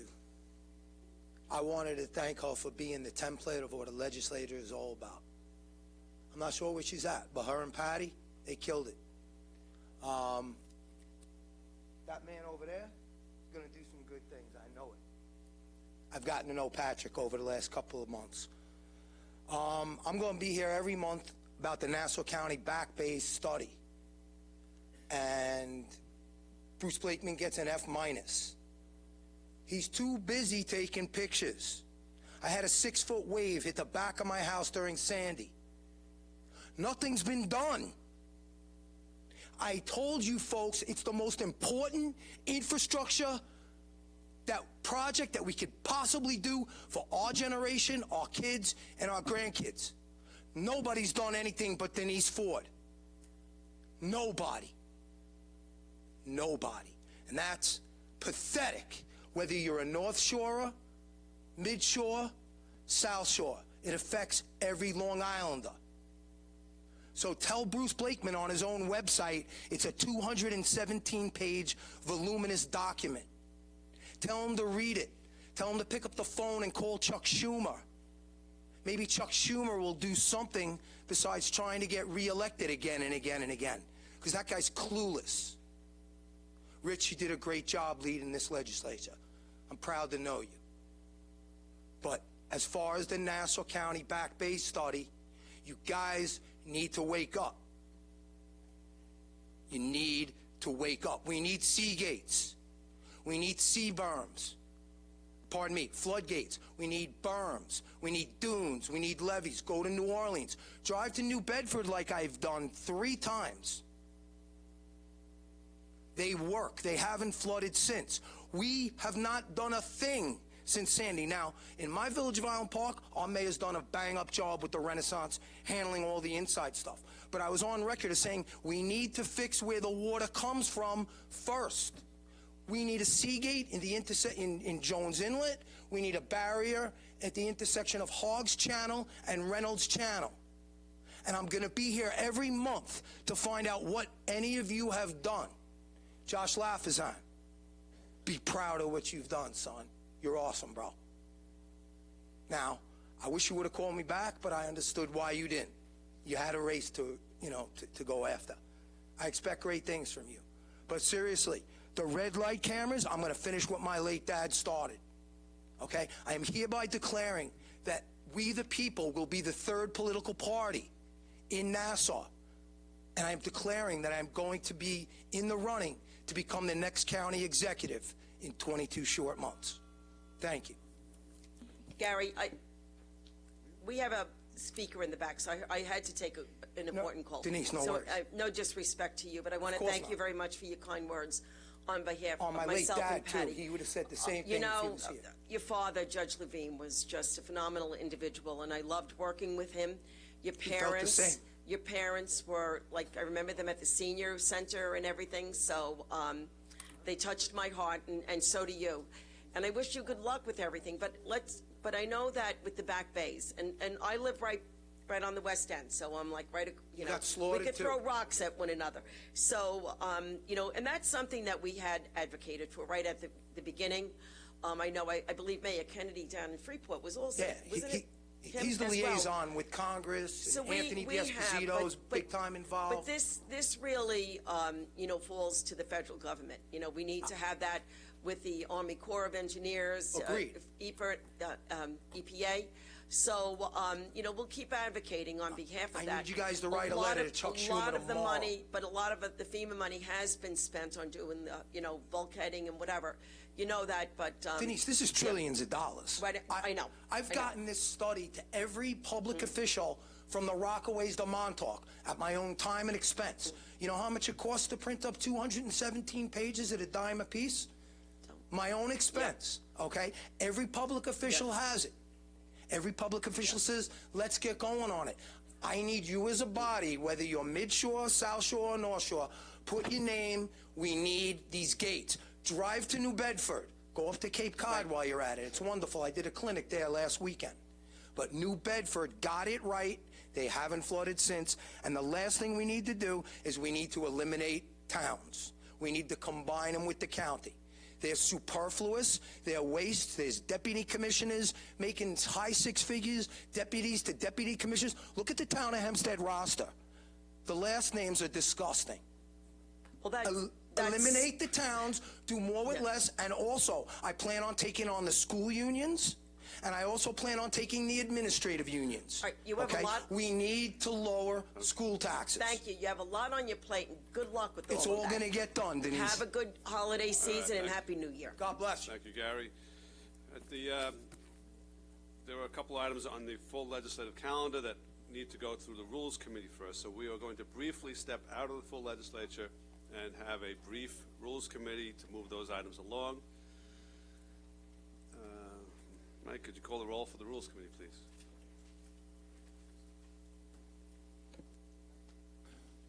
Thank you, Presiding Officer. Rules Committee roll call. Legislator Sheila Bino. Legislator Delia Durigi-Witten. Ranking Member Kavan Abrahams. Legislator Laura Schaefer. Legislator John Giuffre. Vice Chairman Howard Copel. Chairman Richard Nicolello. We have a quorum. Okay, thank you. Two items are as follows. Clerk, item number 415 of 2023 is a resolution appointing a Democratic Commissioner of Elections for the County of Nassau. I'm going to call them both together. Clerk, item number 416 is a resolution to authorize and and require the transfer of appropriations made within the budget of the Nassau County Legislature for the year 2023. Motion by Deputy Presiding Officer Copel, seconded by Minority Leader Abrahams. Any debate or discussion among the legislators? Any public comments? Hearing none, all in favor signify by saying aye. Aye. Those opposed? Those two carry unanimously. I'll put the rules into recess and reconvene the full legislature. We need a motion to suspend the rules for those two items because they were not filed 17 days prior to the meeting.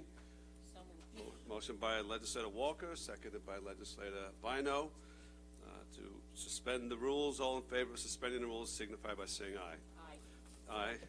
Those opposed? Carries unanimously. The next items are on the consent calendar. These are items that went through committees a couple of weeks ago, and it's been agreed by the majority and minority that no further debate or discussion is needed on these items at this time. So we start with item number 8, Ordinance 86, 9, Ordinance 87, 10, Ordinance 88, 11, Ordinance 89, 12, Ordinance Resolution 235, 13, Resolution 236, 14, Resolution 237, 15, Resolution 238, 16, Resolution 239, 17, Resolution 240, 18, Resolution 241, 19, Resolution 242, 20, Resolution 243, 21, Resolution 244. 22, Resolution number 245. 23, Resolution 246. 24, Resolution 247. 25, Resolution 248. 26, Resolution 249. 28, Resolution 251. 30, Resolution 253, 31, Resolution 254, 32, Resolution 255, 34, Resolution 257, 35, Resolution 258, 36, Resolution 259, 37, Resolution 260, 38, Resolution 261, 39, Resolution 262, 40, Resolution 263, 41, Resolution 264, 42, Resolution 265, 43, Resolution 266, 44, Resolution 267, 45, Resolution 268, 46, Resolution 269, 47, Resolution 270, 48, Resolution 271, 49, Resolution 272, 50, Resolution 273, 51, Resolution 274, 52, Resolution 275, 53, Resolution 276, 54, Resolution 277, 55, Resolution 278, 56, Resolution 278, 56, Resolution 279, 57, Resolution 280, 58, Resolution 281, 59, Resolution 282, 60, Resolution 283, 61, Resolution 284, 62, Resolution 285, 63, Resolution 286, 64, Resolution 287, 65, Resolution number 288, 66, Resolution 289. Motion by Legislator Phillip, seconded by Legislator Muley. Any debate or discussion? Hearing none, all in favor signify by saying aye. Aye. Aye. Those opposed? They are carried unanimously. Calendar number 1 is a hearing on a proposed local law to amend Section 21-11.4 of Title D of Chapter 21 of the Nassau County Administrative Code as amended by local law number 3 in relation to home improvement license applicants. Need a motion to open the hearing. Legislator Ferretti, seconded by Legislator Lafazan. All in favor of opening the hearing signify by saying aye. Aye. Those opposed? Hearing is open.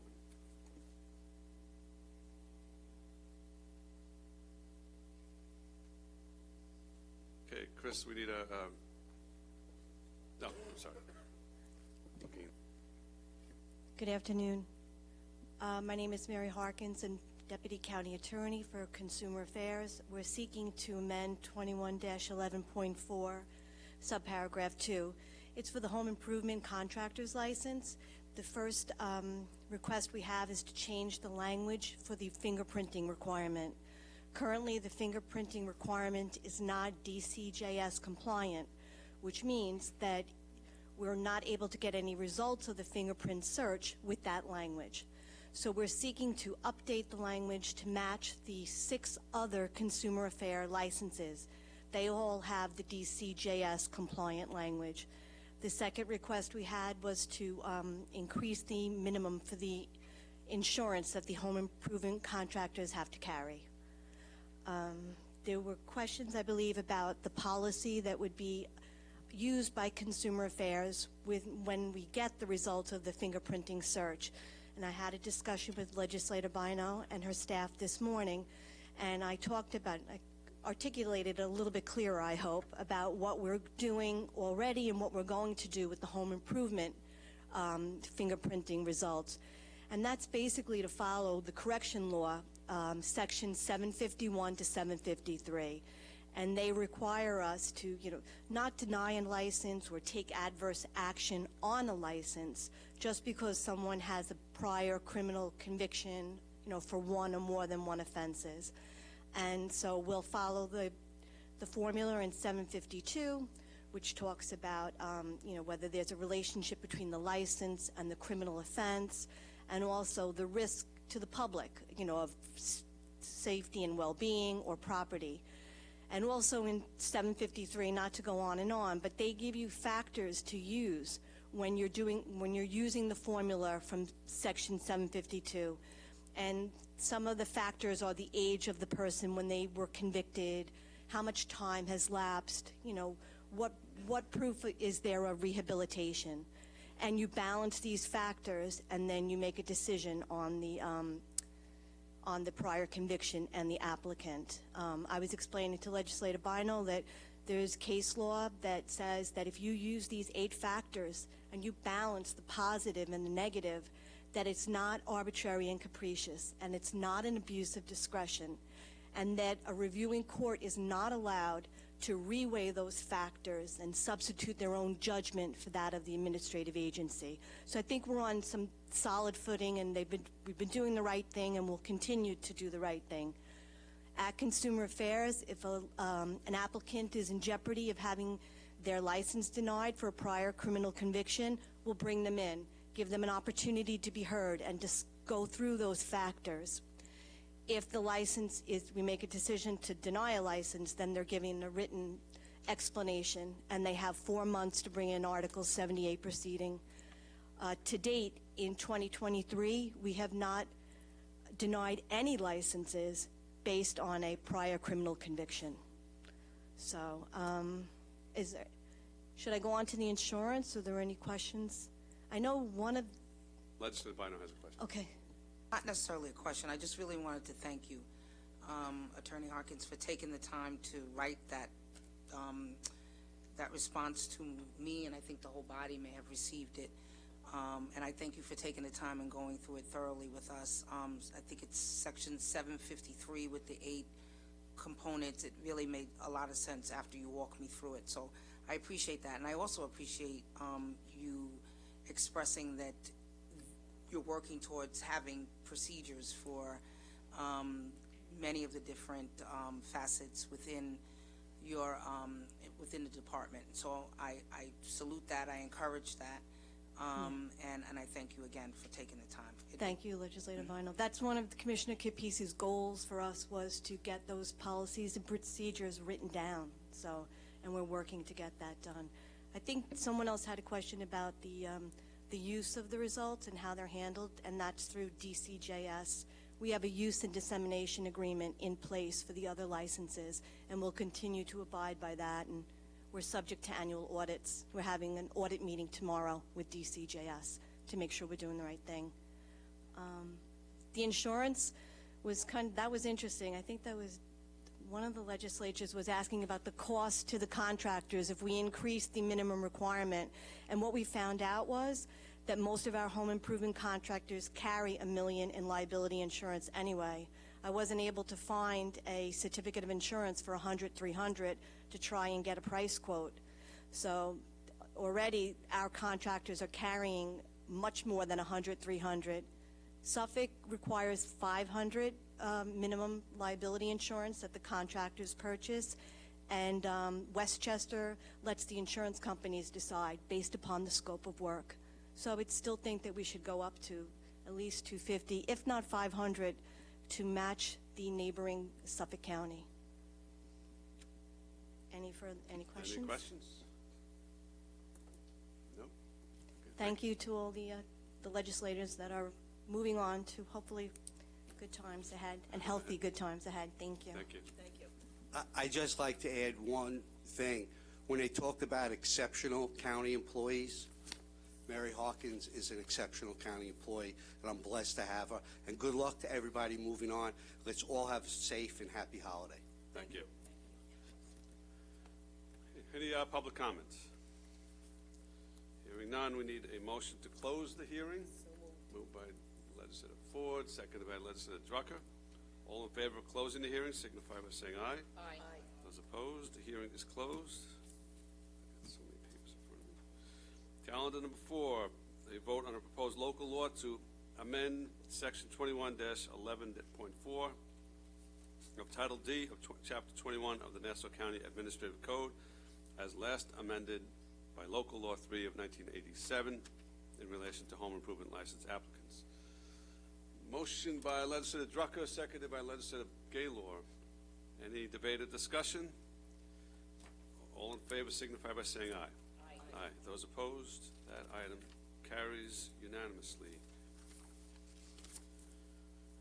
going to move on to item number 3. It is a hearing on a proposed resolution number 234, 2023, a resolution requesting the State Liquor Authority to change the hours of restriction on sales of alcoholic beverages by wine and liquor stores in Nassau County.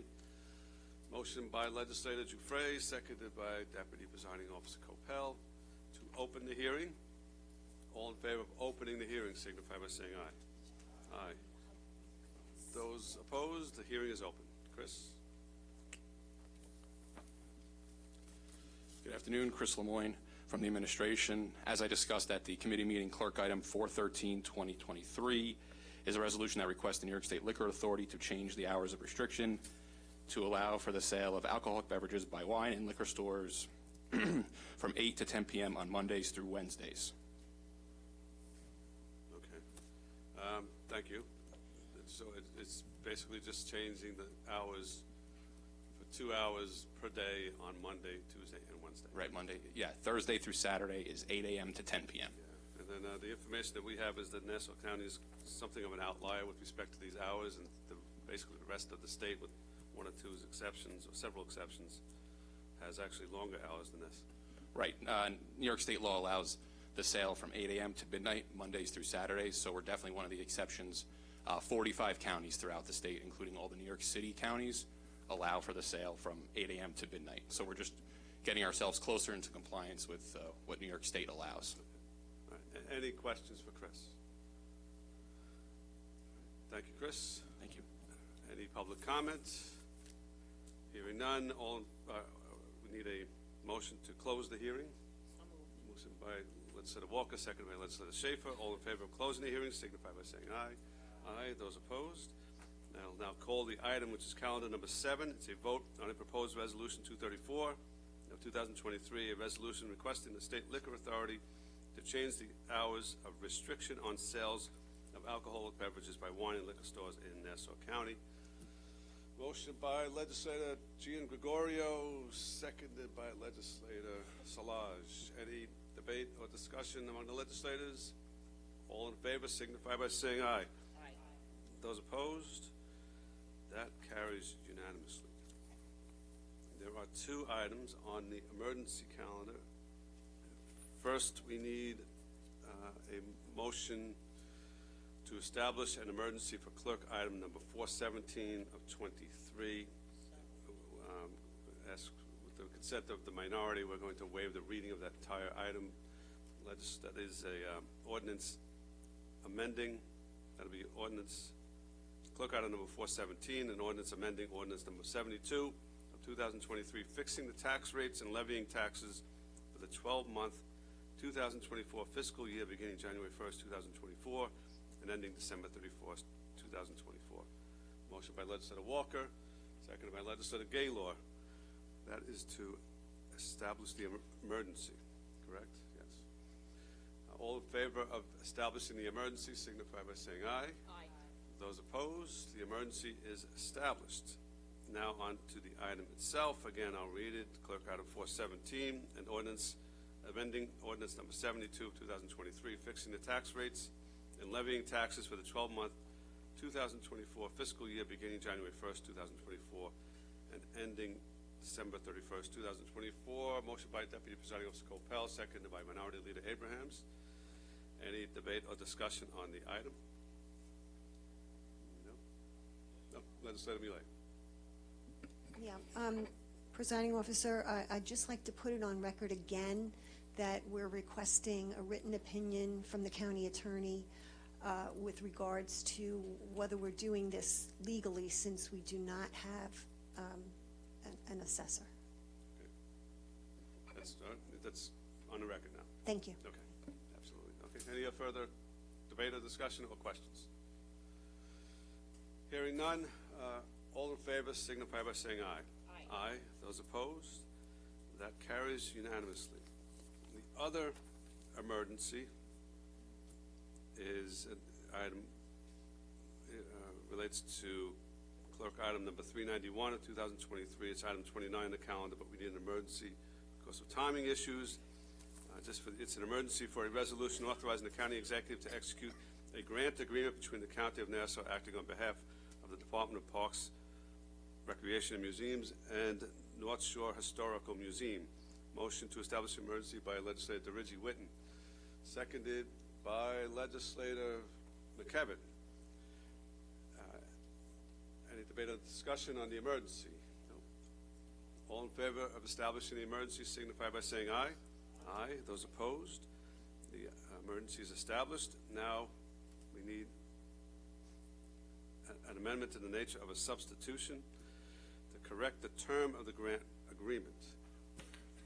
Motion by Legislator Drucker, seconded by Legislator Walker. Any debate or discussion on the amendment? Hearing none, all in favor signify by saying aye. Aye. Aye. Those opposed? The item's amended. Now we have to vote on the item as amended. We don't need another motion. So I'm going to call for a vote on the item as amended. All in favor signify by saying aye. Aye. Those opposed? All right, we passed the item as amended. Thanks.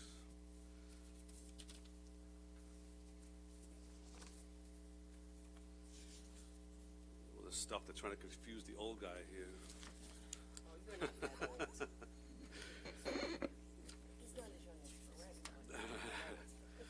Item 27, resolution number 250.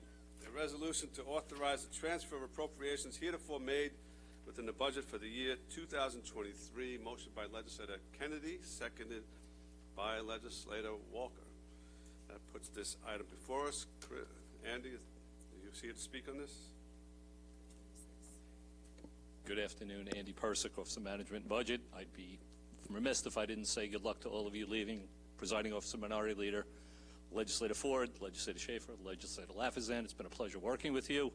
Been some bumps in the road, but we seem to make some progress here, and we're living in a better place. So take that with you when you leave, all right? I'll still be here for a little while longer, so. Item 403 is before you. A couple updates that I just would like to give you since the last meeting. One is we're anticipating spending $10 million and hoping to generate, for every dollar we spend, $3 million in $3 in new revenue. So that roughly hoping in tourism and sales tax generation about $30 million. We're planning on promoting events such as the Cricket World Cup, the LPGA an LPGA event like we used to have in the old days with the senior tour at Eisenhower Red. We're going to work with the legislative body. The county executive has made a commitment to work with you on your districts to see how we could promote your districts. There are many planned events that probably you guys can coordinate with him. As far as what I see this as and what I spoke to the county executive about, we'll have to look at it a little differently. This is an economic generator. It's an economic development thing. And by promoting the county, I think you have to realize that we're going to be helping small businesses by doing that who don't really have advertising budgets. So when we do events like this, like I would say, like when they do the cricket events, some of the communities over there, like the East Meadow community where I grew up and everything else, there's going to be a benefit the more we generate a lot of excitement around that. And that's just like a way of promoting these small businesses, the delis, the small operators, the bagel stores, all the things that are out there. This will generate. We're going to try to maximize the amount of money we're spending out there. But remember, these people don't have enough money for advertising, so I guess this is a form of us doing that for them. In addition, we're going to work with you for projects under the remaining balance of the money and anything else that we probably see that was permissible under the guidelines that ARPA defined for us. So I'm here to take any questions, which I'm sure you're going to have for me. And I do not like being interrogated, unlike the college. I'm just letting you know that, but I'm sure I'm going to get interrogated. I just have one question or statement that I'd like you to confirm. If we approve the authorization today, the expenditure of these monies have to come back to the legislature, correct? Absolutely. Any contract we do, so you have control over what we're doing with this. Even though we're moving the appropriation, it's kicking off the ball. So if we want to contract with somebody, we will do that. In addition, we're looking for some public-private partnerships for the 125th centennial. This is not, I heard there was a lot of chatter about that, but we are looking for some sponsorship money for that. So, and other events where we can get sponsorship, maybe the cricket, I'm sure there's going to be a lot of things that come out of this. So I think, it's not just all going to, I want to clear up the misnomer from the last time, having had an extensive conversation, that we are going to be looking for public-private partnerships for some of these big events and everything else, so. Okay, but the legislature who will be sitting here next year will have to approve any money that's actually spent for this purpose. the contracts will be before this body as routinely as everything else. So it's part of our procurement guidelines, and that's how we have to, and the charter is how we have to follow. So Thank you. Anyone else? Legislator Drucker. Thank you, Presiding Officer. Andy, so you stated that this will generate $3 in revenue for every dollar, right? That's your. How did you calculate that? Well, it's really hard to put a pin on that, but I will say this. You have to put a pin on it. Well, here's what I will say. When I worked in a previous life, I worked for the town of Huntington, and when we built, there was a lot of economic development going on. There's a planning factor associated when you do something for a business, meaning like you're promoting a business and everything else. And the multiplier effect of every dollar coming in is 7 times that when you do something like that. If I'm thinking $3 is probably within the ballpark, a conservative estimate, I think that's probably where it will land. We know that Cricket has an economic benefit of $150 million. That was what they proposed to us. So that being just a guideline into itself, that's new money. How that's spent and gets divvied down to us is remember, the sales tax, there's occupancy tax money that we're going to get. We're seeing an uptick in occupancy tax. I will say hotel motel tax is what I'm referring to, as a result of maybe coming out of COVID, and additionally from some of the events we had done here and the restoration of life back to COVID times. But we are seeing an uptick in occupancies in hotels. So can you quantify it by other examples? So let's say last summer, county executive had commercials that ran purportedly to promote tourism here in Nassau County. Did that generate the $3 for every dollar spent? I wouldn't say specifically $3, but I will say it did have an impact on our tourism budget, which impacted that upwards. So we're up, I can tell you right now, from last year on a budget of approximately $4.5 million, we're probably up almost to $5.5 million. I don't know the percentage dollar, whether it's 1 to 3 on that ratio, but we do see an uptick right now of hotel motel occupancy. So you can break down that 5.5 for us?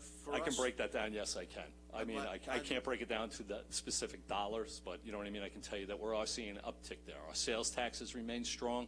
That's a hard thing to put a pin on. I mean, you do realize that sales tax is not like there's consumer spending is a tough thing to figure out. But we do know that promoting and advertising does help generate an economic increase. I have no doubt that it helps, but you're asking us to take a ride with you and hop on and hope for the best. And you're very optimistic about it, but it's speculation. It's speculative at best. Whereas I think $10 million, you talked about small businesses.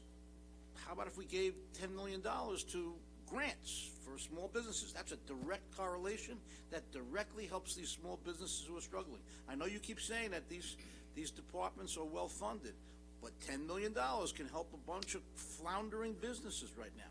We have mental health crisis in this county, all over the country, but we have it in this county as evidenced by the heroic efforts by the police department today in saving that young woman's life. We have homelessness. This county should never have homelessness. It should not exist.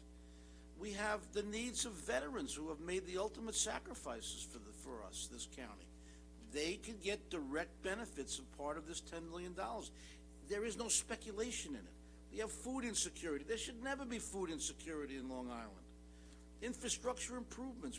We heard people today talk about, the remnants of Superstorm Sandy. We still have work to do, but the work that needs to be done in this county doesn't have to be speculative. It doesn't have to be projections. It can be accurate, direct correlation. So I'm going to reiterate the comments I made in committee 2 weeks ago, where I have a fundamental objection to the administration prioritizing tourism over the life and living of our residents. Legislator Szilagyi. Thank you. Again, do you have a specific formula that clearly states the $10 million investment into that line will produce at least $30 million? Do you have a specific formula, yes or no? I gave you my analysis of what I thought. It was a multiplier when you do some of these economic generators is 7 times that when you do stuff like this. I'm using a conservative formula, which is 3 times. can you tie this directly to sales tax and consumer spending? That's a hard thing. That's like trying to get into the market basket in Walmart, which they try and figure out what people are buying at the same time as they're buying other things. I do know that advertising in all forms is good, and to promote this county to the gold standard that it is I think it's going to help drive the generators for these small businesses. It can't hurt us to do this. It fits within the guidelines of what the federal government told us to spend this money on, which was one of the things that they did say. So I think this is it's a win-win. Is this speculation? Sure, but I think there's other things that we will probably be coming forward with in the future to see how we can make it better for these other businesses out there. So, but with all due respect, I mean, it's not just a win-win. It's a missed opportunity. If we can perhaps put that funding in different lines to produce different results. For example, we saw recently in August, September, a very terrible rainstorm. And, we're reaching out to in my community, we're reaching out to the governor and to the president for help. We have homeowners and businesses that, need compensation for damages they faced. Improving our infrastructure, our sewers, that is a very important goal. My outgoing colleague, Mr. Lafazan, had a great idea about an infrastructure report card that our county should be graded upon. And I respect the work that all the hardworking people are doing in the Department of Public Works, from the Commissioner, Mr. Arnold. But we need more improvements into our infrastructure, especially on our South Shore. And so it is a missed opportunity to not put this funding where we really need it in social services and addressing mental health concerns, as we saw today with the heroic efforts of our officers, which I thank. So again, it's not just a win-win. We're missing a great opportunity here. So I respectfully disagree, and I look forward to again declining a vote in favor of this at the portion of this hearing to vote. Thank you. Legislator Ford. Good afternoon. I guess it is a touchy subject, this $10 million, and I think that probably what makes it so maybe controversial is that we haven't really adequately spent a lot of the ARPA funding on projects throughout our areas, throughout our neighborhoods, such as the instance of infrastructure within legislative lodges. Is there any attempt to try to expedite or place a priority on some of these projects? Because this $10 million represents only a small portion of the full amount of the ARPA money. Am I correct? That is correct, and I do believe that the county executive has conveyed to this body that it will work with you on individual district projects as well as countywide projects to figure out what we want to prioritize. Right. I hate to say it, but 19 people have 19 different priorities, right, which makes it a little bit difficult for him to manage through. So we have to work together with the balance of that money to figure out where we want to put that money, which is some of these other programs may be eligible. We do have a lot of money in the budget for some of these other things. I have to convey that point because we've seen an uptick in cases in DSS, right, which we've amply funded, which we do get federal aid for. So we have to be careful with there are partners that help us with some of these expenses that we have to bear. So yes, to answer your question, Legislator Ford, he's forthcoming and wants to meet with every individual legislator to figure out what the priorities are and how to spend the balance of that money. Well, I would urge him then, in the beginning of the new legislative term, that this is something that he does and his whole administration, because I think that we have up until a certain time where we have to expend all these funds, correct? That is correct. The clock is ticking on us for obligation, which is 2024, and to be fully spent by 2026. I think that's when we have to expend it. But the obligated piece is a key component. We had some scares in the beginning of the year with Congress about talk about taking the money back, clawing it back. So it was a panic. I can't tell you that it wasn't. We don't like I personally don't like giving money back because we're in a different financial position now than we were. I mean, you've all lived through the tough times we've been through. So, I mean, this is a different place that I think we're in, and I think it's just a better place than where we started at. So, I agree, and I hope they don't claw the money back because, unfortunately, they clawed it back from some of my homeowners after Sandy and destroyed their lives. So, but also then I guess we have another pot of money that has been talked about was the opioid settlement money. And I did have a conversation with the county executive. So I'm hoping that as much as you are going to pay attention and possibly put a priority on this $10 million to help, with events or initiatives throughout the county basically to celebrate Nassau County, to celebrate its anniversary, or maybe to help stimulate economic activity. Where are we going to be with that? I mean, it's we haven't expended, and we talked about these brave cops that saved a woman, but how do we get a priority on that? Well, I would think that we've appropriated $15 million in next year's budget when we did do that. And I think there'll be a second plan coming forth for the next tranche of money. We're trying to be careful how we do this. I mean, you have to take steps. We expect performance from the vendors we enlist, so we don't want to just say, here's the money, and you have an administrative. You have to, set goals and guidelines and boundaries, because money is a dangerous thing sometimes. I hate to be that way, but we have to make sure, I can't give you statistically.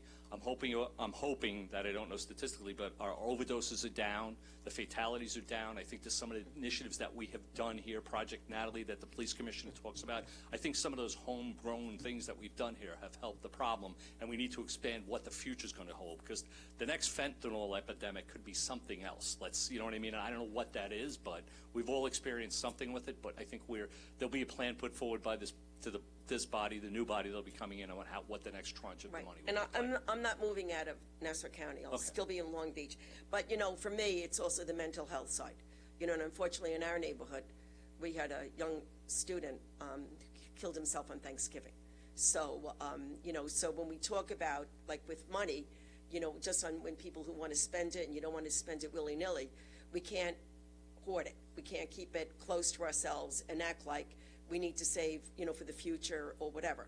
I think that we have to trust this body as well as the administration. Everybody must work together in order to get this, because we have a lot of people that are in need. And while I wasn't initially in favor of this legislation, the $10 million, but I'm somebody who supports tax credits in New York State, and it's something that can also be signified by a leap of faith as well. The amount of money that is given to allow agencies and industries to work here in New York State. And why they give it is because they know of the economic return. They cannot quantify to say that it would be 3 to 1, 2 to 1, or 5 to 1. But, my family works in the movie industry. So, we saw the 4-month strike, the SAG strike, how it stopped all productions, all movies, commercials, and everything, not only in Nassau County, but throughout New York State, specifically in New York City. And, Governor Hochul lamented over the fact of the hundreds of millions of dollars that were lost in revenue because these movies were not being made, and because the local delis, the local stores, they can shop in like Home Depots and whatever. So their dollars, whatever they spend, does result in bringing in additional funding, and it does help the small store owners because of the work that they do. So with something like this, I'm glad to hear that all the contracts must come back to this legislature, that it cannot be. And I'm going to ask, is it any amount of the contract, or does it have to be over a certain amount of money in order to come before the Rules Committee? I believe it's subject to what the charter restrictions are, which is I don't know that off the top of my head, but I think it's $25,000. Whatever the dollar amount is, I forgot. I'm being honest with you. I don't know the answer to that. But there is a threshold inside the charter. Okay. Anything over 1,000 or over a year must come before this body. So Chris just opined on that for me. So okay. But I'm hoping that, and I hope the administration, I hope you can convey to the county executive that this is something that I think maybe this would be a little bit easier to swallow if we saw that on the other side we were spending the money in areas that we as legislators feel that the money should be spent. So there has to be a give and take. Understood. And we need to have this from the county executive. And I believe he's looking for full transparency with this and working with this body to properly spend this funding. Okay. That's been conveyed to me to deliver to you guys. So I'm just going to reaffirm that. So. Well, thank you for standing up to the task. Thank you. Have a good one. Thank you. You too, Legislator. Legislator Bino. Thank you, Presiding Officer. Good day, Good Mr. Persick. So, Discover Long Island. They are a destination, what are they? They're a visitors bureau, right? That we're in. From what I understand, yes. Mhm. I don't know specifically about the contract, but that's what I believe they are. Is there anybody in this chamber that represents the administration who knows anything about Discover Long Island?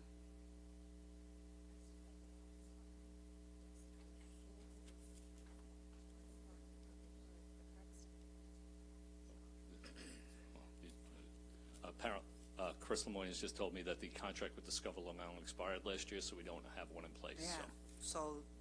So that was a visitors bureau to which we were a part of, Nassau and Suffolk.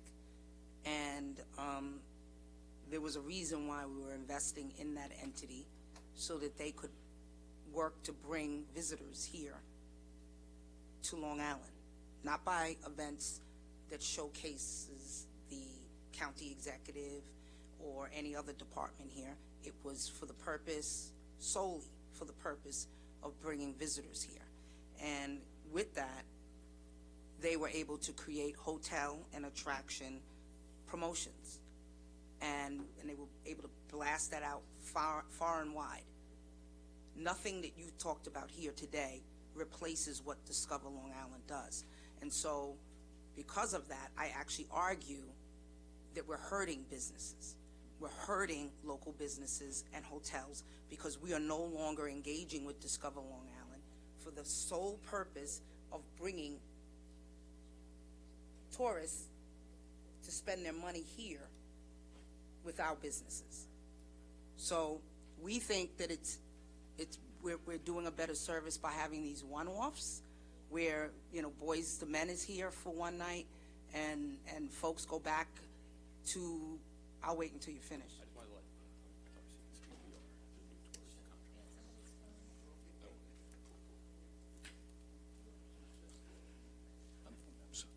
Sorry about that, legislator. So I just want to give you the update from what I got from, we are planning to engage in a new contract with a different vendor from other than Discover Long Island.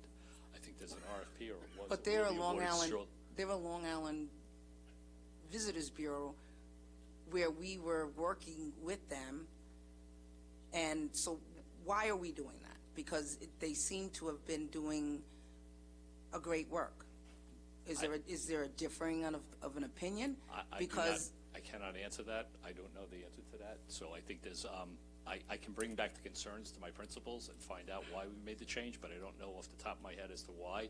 Maybe one of the things I think was maybe it was they have a different planning of how to advertise as opposed to Discover Long Island, but I don't have the facts in front of me, so I can get back to you on that if you like. We would be one of the only municipalities in the state of New York that instead of using a visitors bureau, we would be RFPing these services.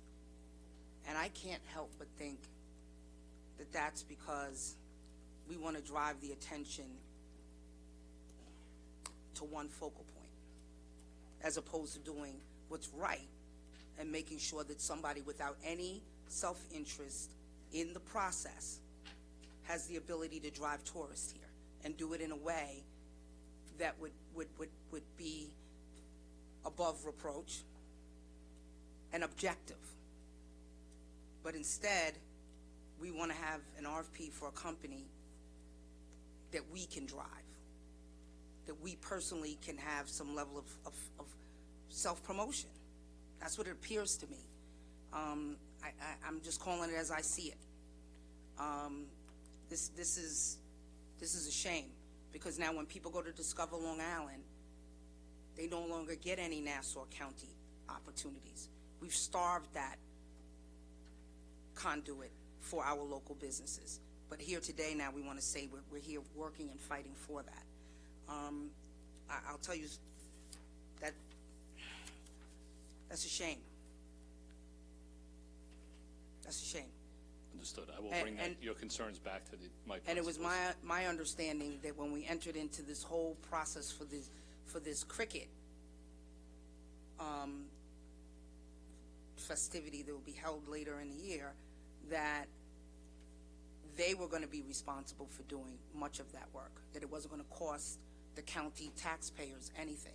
And while you might think using ARPA money is not taking any money away from the county residents, I'm here to tell you today that's not a fact. Any money that's being sent over for that distinct purpose is taking away from the taxpayers' opportunity to have services, direct services that we know they need.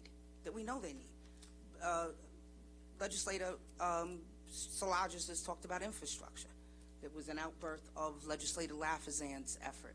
I could tell you right here, I submitted a bill for Alzheimer's help, so that we could give a bracelet to each individual under a certain income threshold to have a bracelet on their arm, so that, or a necklace where it had the GPS locating on it, so that if they went missing, that they could be found easier than when our police officers are out there stretched with resources trying to find them. But instead of funding that initiative, we still are allowing folks who are struggling with cognitive inabilities to be out there wandering. I see the silver alerts. We all get the missing notices to our emails. And the reason why I submitted that bill is because Mr. Chesno Villard of my district went missing and died on the train tracks here in Mineola. A second gentleman from my district, only 3 blocks from that one gentleman, went missing in that same week. And he fell over into a small body of water, and couldn't turn himself over because of the disease. And unfortunately, when our brave men and women of Nassau County found each and one of these individuals, they were dead. They were dead.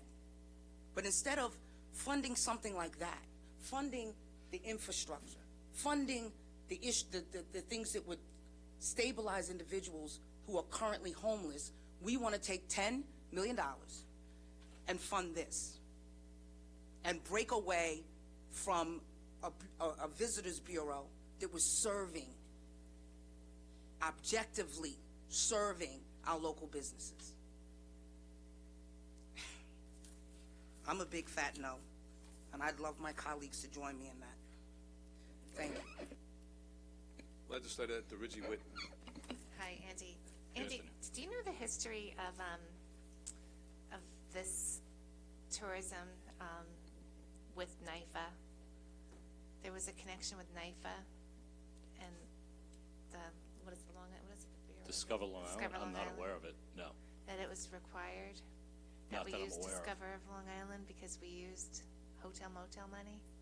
I don't believe there's an agreement between us and NIFA. I'm not aware of anything that prohibits me or restricts me to use them. I can find out for you, but I think we should definitely find out, because I've heard directly that it is something that we are obligated, from what I understand, to use Discover Long Island because of something involving with NIFA, and when we were back having issues, we used hotel motel for financing. You got to look at it.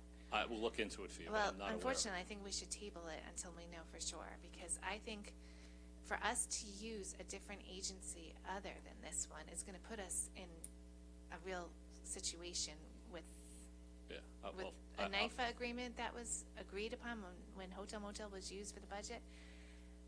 And it's something that they're very aware of, and they're ready to. I don't want to see the county get sued if for something that you're not aware of when we're agreeing to do this without using them. I don't want to conflate the issues here. Well, I think the Discover Long Island contract is separate from this transfer. It's not. But I'm just saying, though, I think this is a legislative action to move money, Andy, and the contract. I'm not wrong, trying to pick a fight here. I'm just telling you what I think. I'm not fighting, but the problem is it's specifically because it's tourism. Tourism funding is supposed to go to Discover Long Island. Any tourism funding that this type of what we're doing with the $10 million is supposed to go through Discover Long Island. It's a contract that supposedly NIFA is that was the condition of us using hotel motel when we were in a situation where we needed the budget, and they know it. I will know check it. on that and get back to you. I don't believe there's a restriction, but I will find out for you, because hotel motel tax is in another, what I will call the bucket, which is not a favorite term here. It's in two different grants that's over here. This, what we're talking about here, is a separate matter. No, it's Because not. it's not- It's because tourism. It's for tourism. Anytime that you use tourism, it's supposed to go through this agency, Discover Long Island. Okay. And that's what Suffolk County does. There's a ratio. Actually, they've shown how much money we've lost by not using them recently. You know, there's a lot more involved here. But by using this money for tourism and not knowing the implications of that, by not using Discover Long Island, I think we're putting the county at risk, because that's what I've been told, that there's a specific agreement through NIFA that if we're going to be using money for tourism, it has to go through Discover Long Island. The fact that we've let this contract lapse is already a problem. And I think we have to be careful before we move forward with even putting money into a place that can jeopardize this agreement. It's also said that that we can actually forego $160,000 in New York State regional funding just by doing this. We just have to. I don't think we know enough about this. There's a history that we really have to be aware of. I've heard it from people that are directly involved. This will come back. I can tell you right now. I get a radar for some things. This is going to be a big problem if we transfer this money for tourism, and it is not included with Discover Long Island and the conditions of NIFA. I make a motion to table. Second. Seconded by Minority Leader. Motion to table, not debatable. All in favor of tabling this item, signify by saying aye. Those opposed, nay. Motion to table fails by a vote of 12 votes against. Chris Lemoyne from the administration. Just to correct the record, we are required under Title 24 of the miscellaneous laws to have a contract with the Tourist Promotion Agency, not necessarily Discover Long Island, but we do have to have one. And do you have one right now? As was discussed, we will be having one. You do not. You're in a lapse. There's already expired. Chris, you're absolutely right. Thank you. You basically just said what I said. And that's a real problem, especially if you are accepting money into the tourism line. You said it better than I did, and I appreciate you validating it. Sure. Because basically we're in default, and we're starting a really, I'm telling you now, somebody that has been here for a long time, you put this $10 million into that line and you start coming up with contracts and spending it different ways, I'm telling you, we are. And NIFA is involved with this. It is connected with a deal that we entered into NIFA years ago when hotel motel money was transferred into the general fund. You guys have to be aware of this, because honestly it can come back and cost the county. We're not doing so well, with lawsuits. I don't want to see another lawsuit like this. Any other legislators? Hearing none. Thank you, Andy. Thank you. Appreciate it. Okay. Any further debate or discussion? Hearing none. All in favor of this item signify by saying aye. Aye. Those opposed? Passes by a vote of 12-7. Last item on the calendar is 33, which Legislator McKevitt will be recusing himself. He's leaving the chambers. He will not be participating in any debate or vote on this. Item 33, resolution number 256, a resolution authorizing the county executive to execute a grant agreement between the County of Nassau, acting on behalf of the Nassau County District Attorney, and the Interfaith Nutrition Network. Motion by Legislator Giuffre, seconded by Legislator Walker. Good afternoon, Presiding Officer, Legislators. Dennis McDermott, Assistant District Attorney. I'm glad to be the final full-fledged presentment. This is a grant agreement with the Interfaith Nutrition Network, or IN, to help them with their programs, specifically the Center for Transformative Change and the Mary Brennan Inn. These programs go to fight poverty, homelessness, hunger, mental health issues, and substance abuse issues, all of which are significant factors in the commissions of crime. It's a one-year term with two one-year options where they would receive $50,000 each year. Very good. Thank you very much. Thank you. Any Have a debate Merry or discussion? You too. You too. All the best. Any debate or discussion? All in favor signify by saying aye. Aye. Those opposed? Carries unanimously. Legislator Ford, would you like to make a motion to adjourn? So moved. Legislator Schaefer? All in favor of adjourning signify by saying aye. Aye.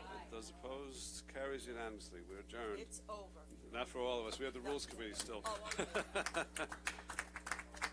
Everybody have a good holiday and Happy New Year. You just said it right.